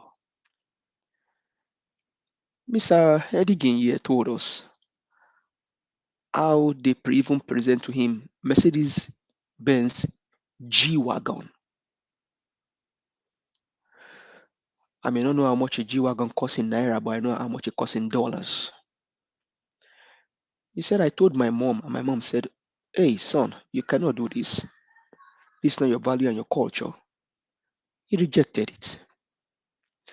Mr. Edigan told us that Dino Melayo told him that you and I will just be on the panel, on the channel. No panelists will come in, no question answered, no question asked. And maybe after everything, and shake hand, I give you your brown envelope or your white envelope or your purple envelope or your pink envelope. No, I didn't say that. I didn't say that. Sorry. I mean, I'm just elaborating. No. But you know, okay. I said Dino Melaye said he doesn't want anybody to be with him on the panel. Not okay. So he doesn't want anybody to be here with him on the panel. So, but he said no. He brought it here, and then we all said, no. We have to question Dino Melaye. And I mean, he was a channel. He could have done whatever he wants to do with the channel. And maybe back end, Dino will also do what he wants to do. But who knows? But the man stands for what he wants to stand for. I see all that to say that your value is your value, and your culture is your culture, and your integrity is your integrity. Beta is doing what she wants to do because that is her value, that is her culture, that is what she believes in. There are 1,001 women in Nigeria that are younger than her age, maybe even in the political limelight, that will not do what she's doing. She's just 37 years old. And you just told us, I mean, I read her history even on Wikipedia. She has never attended anything in any hospital. Now, going to the gun issue in Nigeria, our people, I know that we have farmers that have this Shakabula gun. I have not seen where they release Shakabula as a hunter on innocent people. And I want to believe that if they cannot do that, doing that, this is for their self-defense. And I think it is ideal because this government cannot protect the people and will not protect the people. So I will suggest that the people protect themselves. That means a long stick don't enter my eye. You can tell them from afar, don't put that stick in my eye, don't put that stick in my eye. So for me, Nigerians, defend yourself as much as you can. Thank you, because these people cannot protect you. Thank you, and I yield the floor. Thank you, Mr. Elvis. Thank you. Give us a mandate. God bless you. Thank you. Okay, Mr. SABD, I would like you to give us your final submission, sir. Yes, thank you so much once again. Well, it's important for us not to be overly pessimistic with these kind of things because, yes, we know that there's been incompetencies, with the way things have been handled in Nigeria, whether it's distributing relief items or, just general organization. But we are talking about people that are facing existential crisis from ethnic cleansing and some religious supremacy conquest. So we cannot fold our hands and say, oh, because we don't trust how things will be done, then everybody just remain like that. Even if you achieve 50 or 60% success, that is better than nothing. So, and if you feel like it's going to be too cumbersome or it's going to be too difficult to distribute for people to be able to own firearms, then because we have seen obviously that we don't have enough police personnel, let the vigilantes be empowered to carry firearms and let them be around those villages. I'm telling you, if they want to end this thing, they will end it. If they want to end this thing, they will end it. Okay, imagine what one of the response of the military then, that the terrain is it difficult or something like that. Terrain is more difficult, it's difficult for military than people that don't even have a proper knowledge of the area. So it's quite unfortunate. We cannot just be saying that things will not work, things will not work, then so should we fold our hands? If you're saying things will not work, let us profile a solution then. Because something must be done. People will not just be left to to be wiped out like that. Now look at what NBC is doing, a lot of kind of gagging the media and telling them that they should be, they will not come direct and say don't report. They'll just say, oh, don't report what has not been verified. Don't report. That's just the way they kind of make it look like they are saying something good. But in essence, what they are telling them is not to report those things. That's why you can't see it, because they are trying their best not to paint it, or not to show it exactly for what it is. So they are putting out narratives of some conflict or anything and all that we know is not the case. So please, Nigeria is in a very serious. I don't know whether we want to see these things. Maybe when we start seeing it in Lagos, because it seems like people are thinking Lagos too much. Is it when we'll now take it serious? The thing is already affecting people.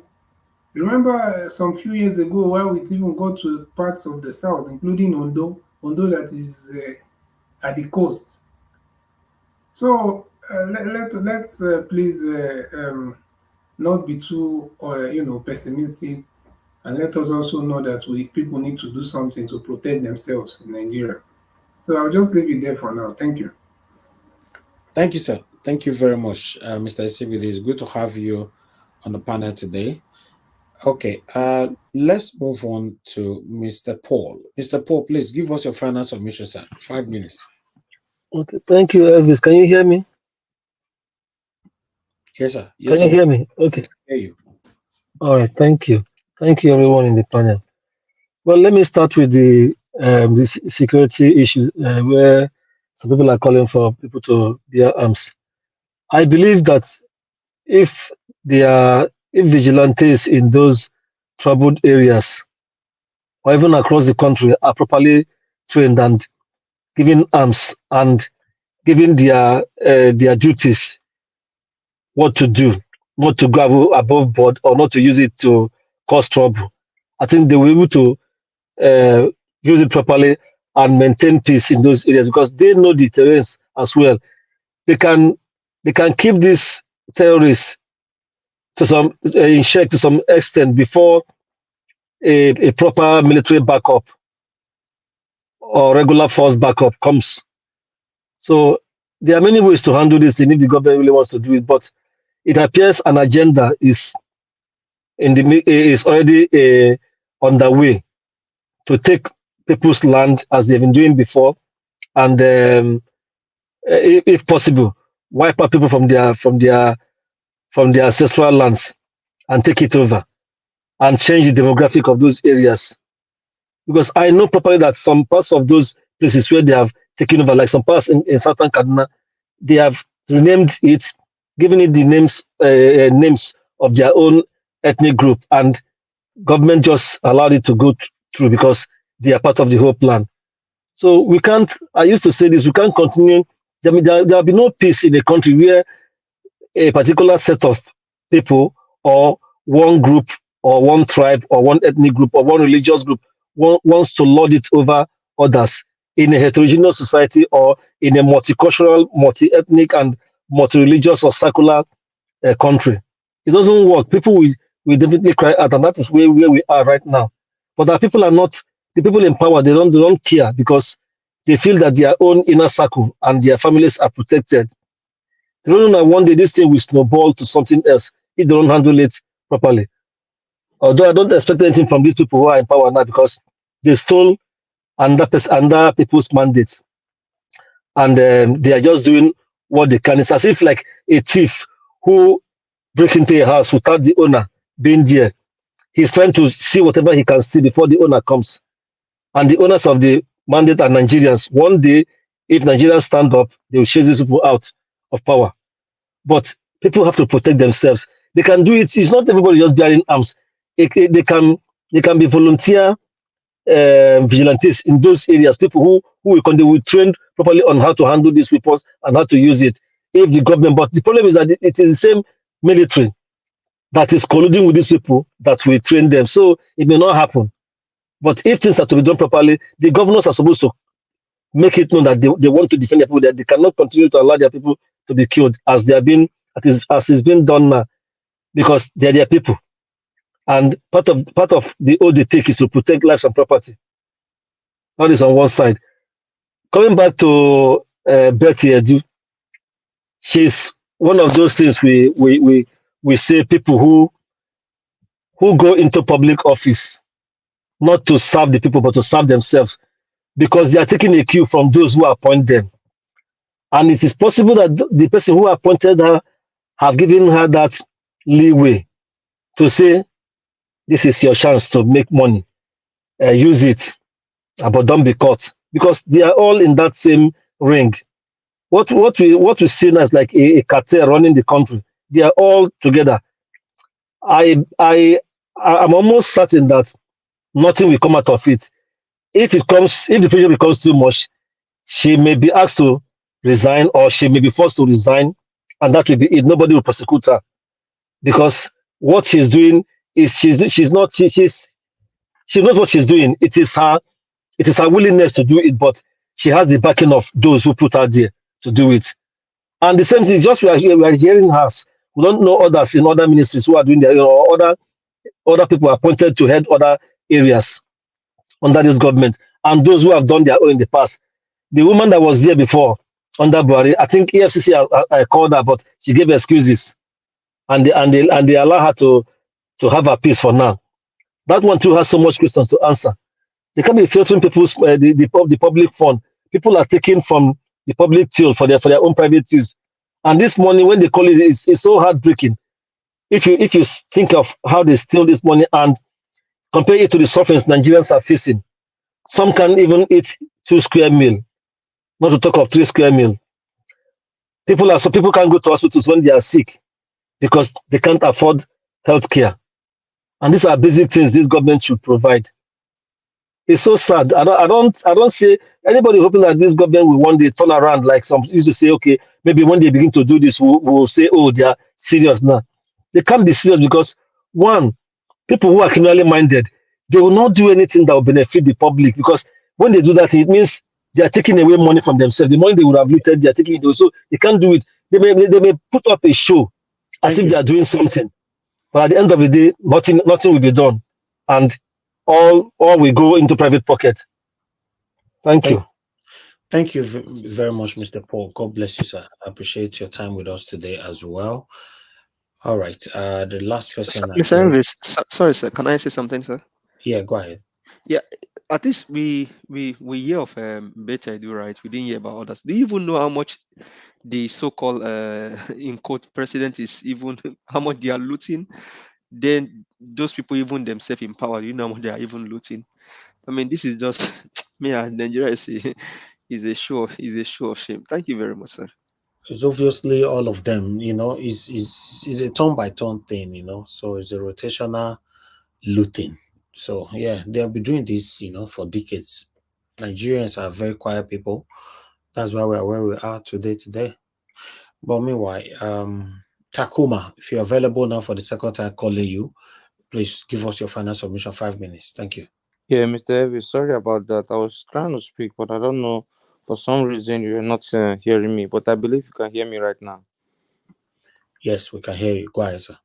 Okay, yeah. I want to summarize with my 5 minutes by telling Nigerians a story. And it's a true life story, though. In 2011, 2012, around that time, that was during Goodluck Jonathan's administration. That followed this insecurity in Nigeria. There was a time there was a conflict in Nasarawa State, the people of Agatu. Anybody that remember that story? And these Agatu people what was going on, the Nigerian security military would be sent over there to calm the situation down, and they will come back in body bags. They did that operation twice, and they would always somehow the people will know that they were coming, and they will ambush them and finish them off. And this was around that time they brought in, Jonathan administration brought in machineries. So these machineries, made a joint task force with the DSS and the military, and they were going to go for this operation the third time. At this time, what they did was to completely keep everyone who was going to go for that operation blinded, in the sense that nobody knew anything about the operation. And they made sure that on the day of the operation, all the forces who were going to go were assembled, their cell phones were taken away from them, and they were given some form of walkie communication, and they went on the operation and was successful. I say this to say that in addition to arming the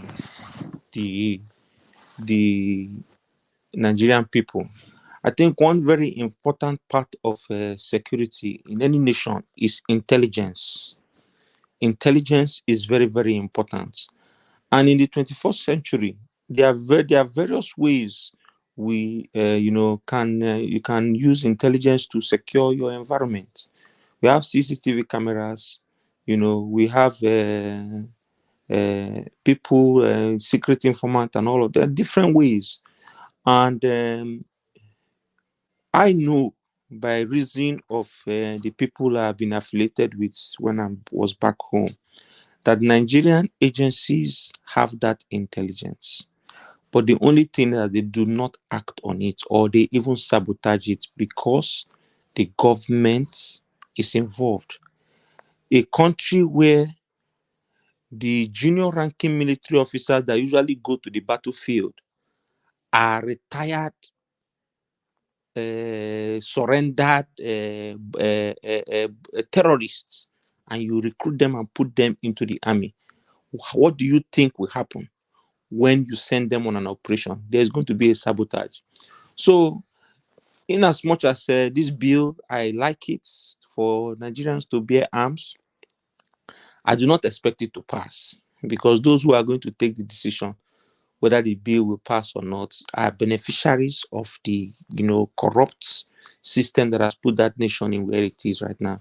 But for the fact that Senator Nwoko came it found it necessary or important to move this motion and to pass this bill, I think that it is a welcome idea, because you will not be in your house with your wife and kids, and some group of ragtag armed men, who might just be one or two people armed in a dozen of criminals, would come into your house and decimate your family, and you cannot do anything. So this idea of it's going to cause anarchy, the nation is already in a state of anarchy. Okay, not until we have a government who has the capacity, the will, and the conscience to get rid of this criminality in the system, it will continue to only get worse. And as far as I'm concerned, an administration of a certificate forger, I'm an administration of someone who grabbed it, ran with it, and is continuing to run with it. There's nothing good that is going to come out of it. And for the Nigerian constitution, for those that say they should amend the constitution, we don't have a constitution. Because as far as I know, if the first sentence of that constitution says we the people have agreed to abide to this constitution, and you and I know that there is no we the people, you were not there, Mr. Elvis, your father was not there, my father was not there, your people were not there, give us our mandate, your person was not there, all of us on this panel, none of our people were represented to say this is our constitution, then we don't have a constitution. That's the foundation. Regardless of anything that you think that is good, that can be amended, no, that constitution needs to be thrown away. And we will come as a form of a referendum to first of all agree that we want to cohabit as one, haven't agreed, then we can sit down and make a constitution. Because once we do that, there will be peace in the land. Because nobody will feel cheated. The laws will be so streamlined such that nobody is going to be above the law.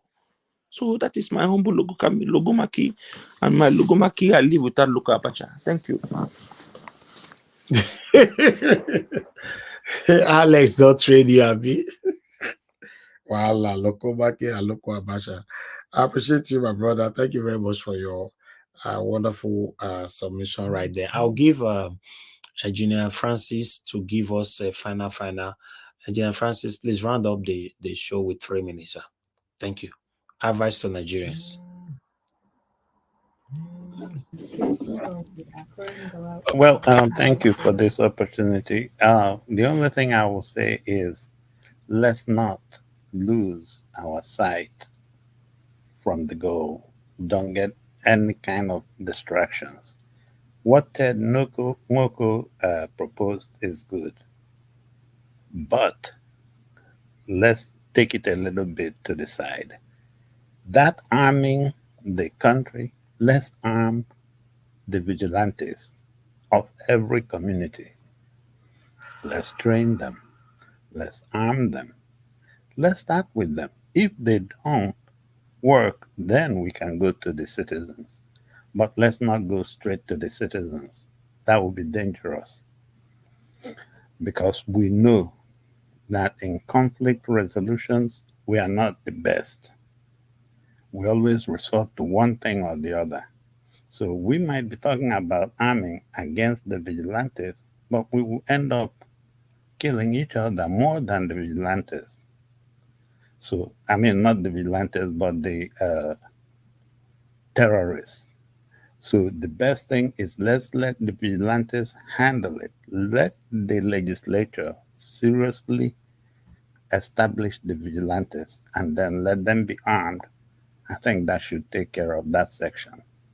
Thank you. Out. Go sit in the kitchen. All right. Thank you, sir. Thank you very much. We have Mr. Chris calling in just now. Let me quickly attend to Mr. Chris quickly. Mr. Chris, I'm calling you back. Please quickly pick your call, your phone. Guys, help us to press on the like button. Mr. Chris, you were calling in. Please talk to us, sir. Good evening to you. Yeah, good evening, Mr. GYYYS, and good evening, everybody in the panel. My name is Chris. I'm calling from Dublin. And can you hear me? Yes, sir. Go ahead. Yeah, I'm just laughing because the last speaker who was copying Alex. All right. Okay. But for me, I would just like to make this very short and brilliant contributions from everybody. But I want to just quickly make a quick note on what Madam Luke posited earlier.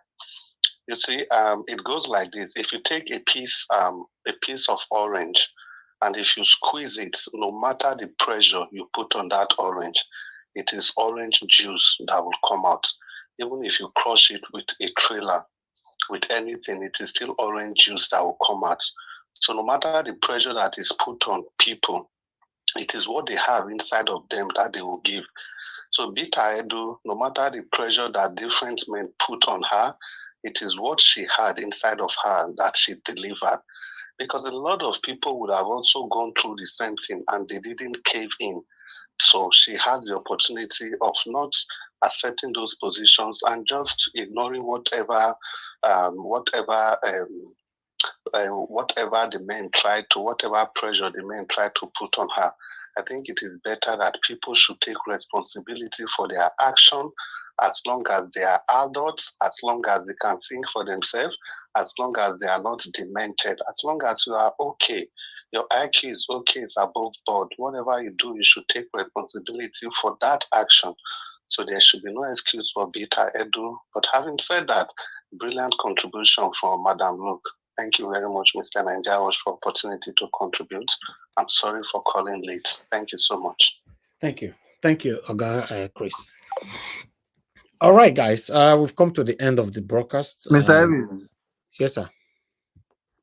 Sorry, I just wanted to say that I mentioned it yesterday that I'm learning from Alex, so it's not copy. I'm a student of that department right now. Yeah, I like that. I like that. Make one they speak. Nigeria Watch. Yes, sir.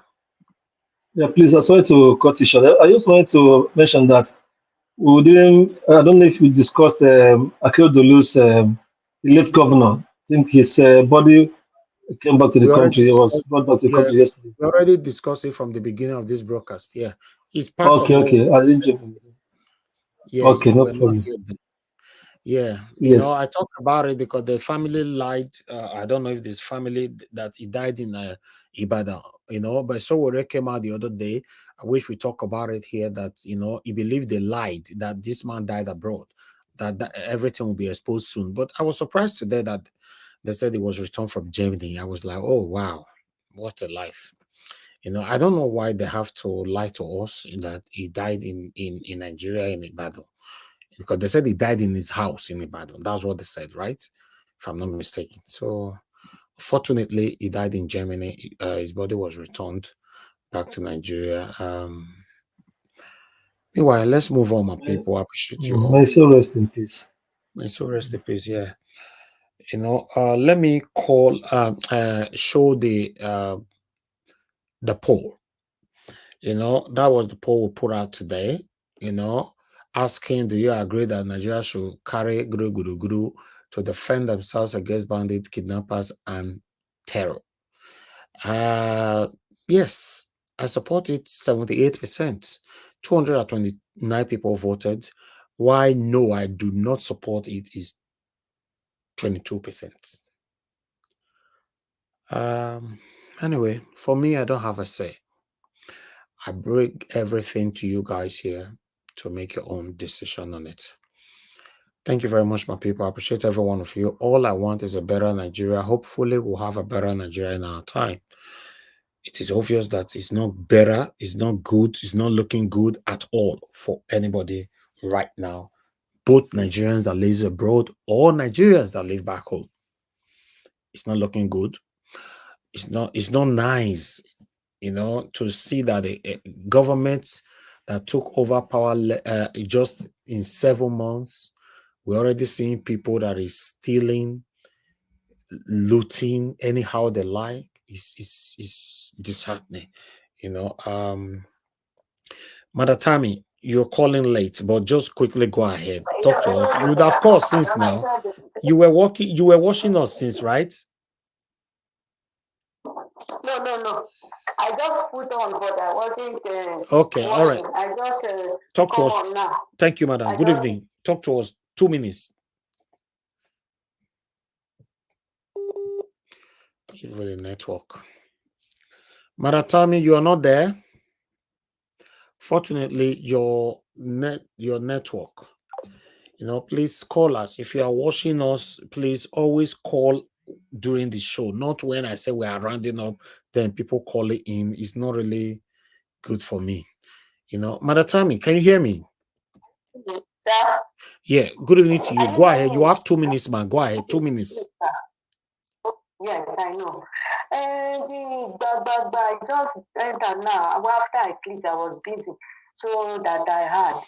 For me, I won't support that because if they approve that for everybody to carry that one now, it's like my state I am. Every time it's a pa.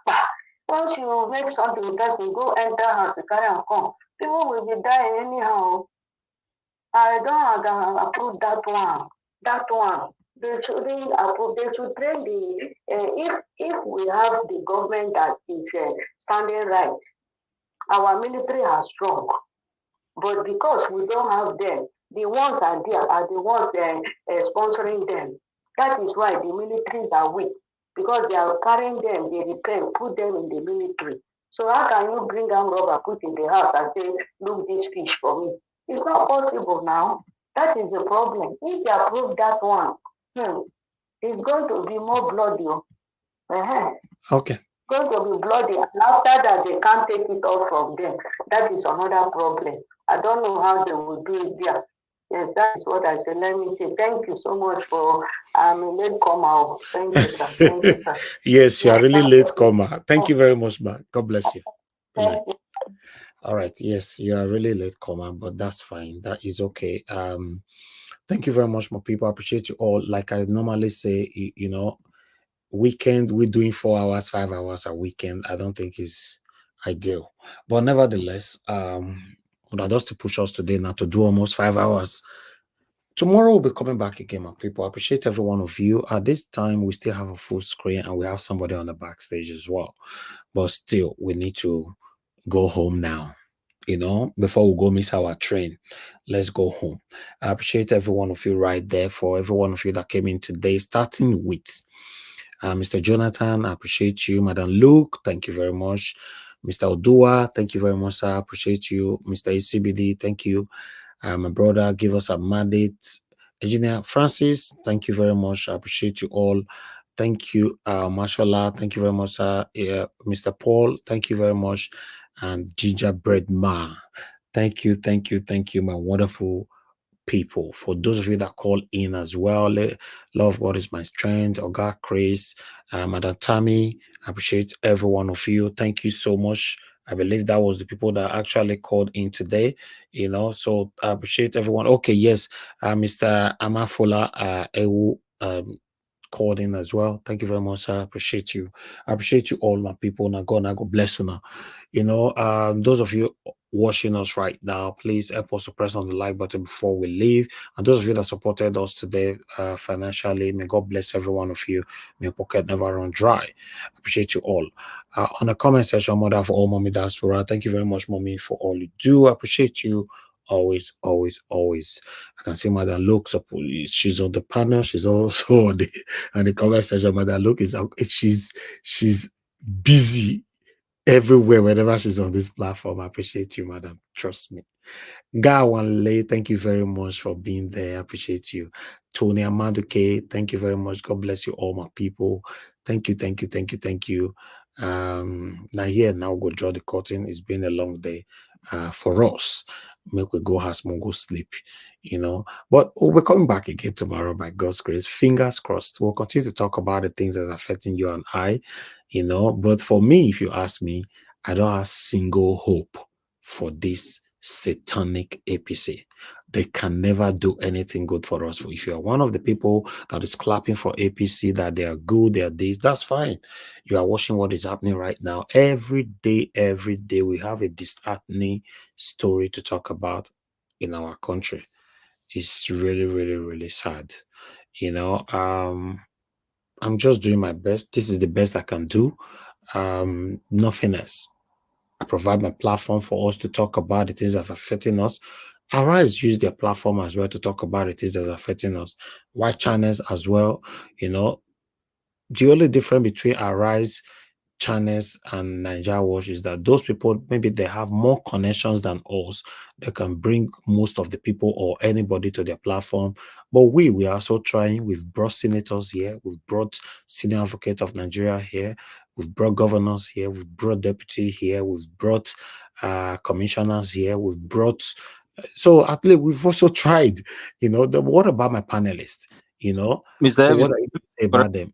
Correction. Yes. They don't have more connection than us. We will know they give shish for years. We they talk through as it be. Exactly. You understand? We don't have more connection. Which kind of connection they get? Let me just correct you that we have more connection here. Connection of truth, connection of sincerity, connection of dignity, connection of country first. Thank you, sir. God bless you for what you are doing. Now, God will bless you, my brother. Thank you very much for saying that, for coming in. You know, yes, I just wanted to say, you know, when it comes from, you know, other person like you now, is even much better. Like everything that you just talk about, and now me come from now, you see one or two persons say, oh, because now a platform. So I prefer those kind of things come from other people. You know, for me, I'll just, you know, stay by. Thank you very much, my people. I appreciate you all. Now we'll draw the curtain. Allow me to end the show, and I'll see you guys again tomorrow, Nigerian time at 6 p.m. Good night, and bye for now.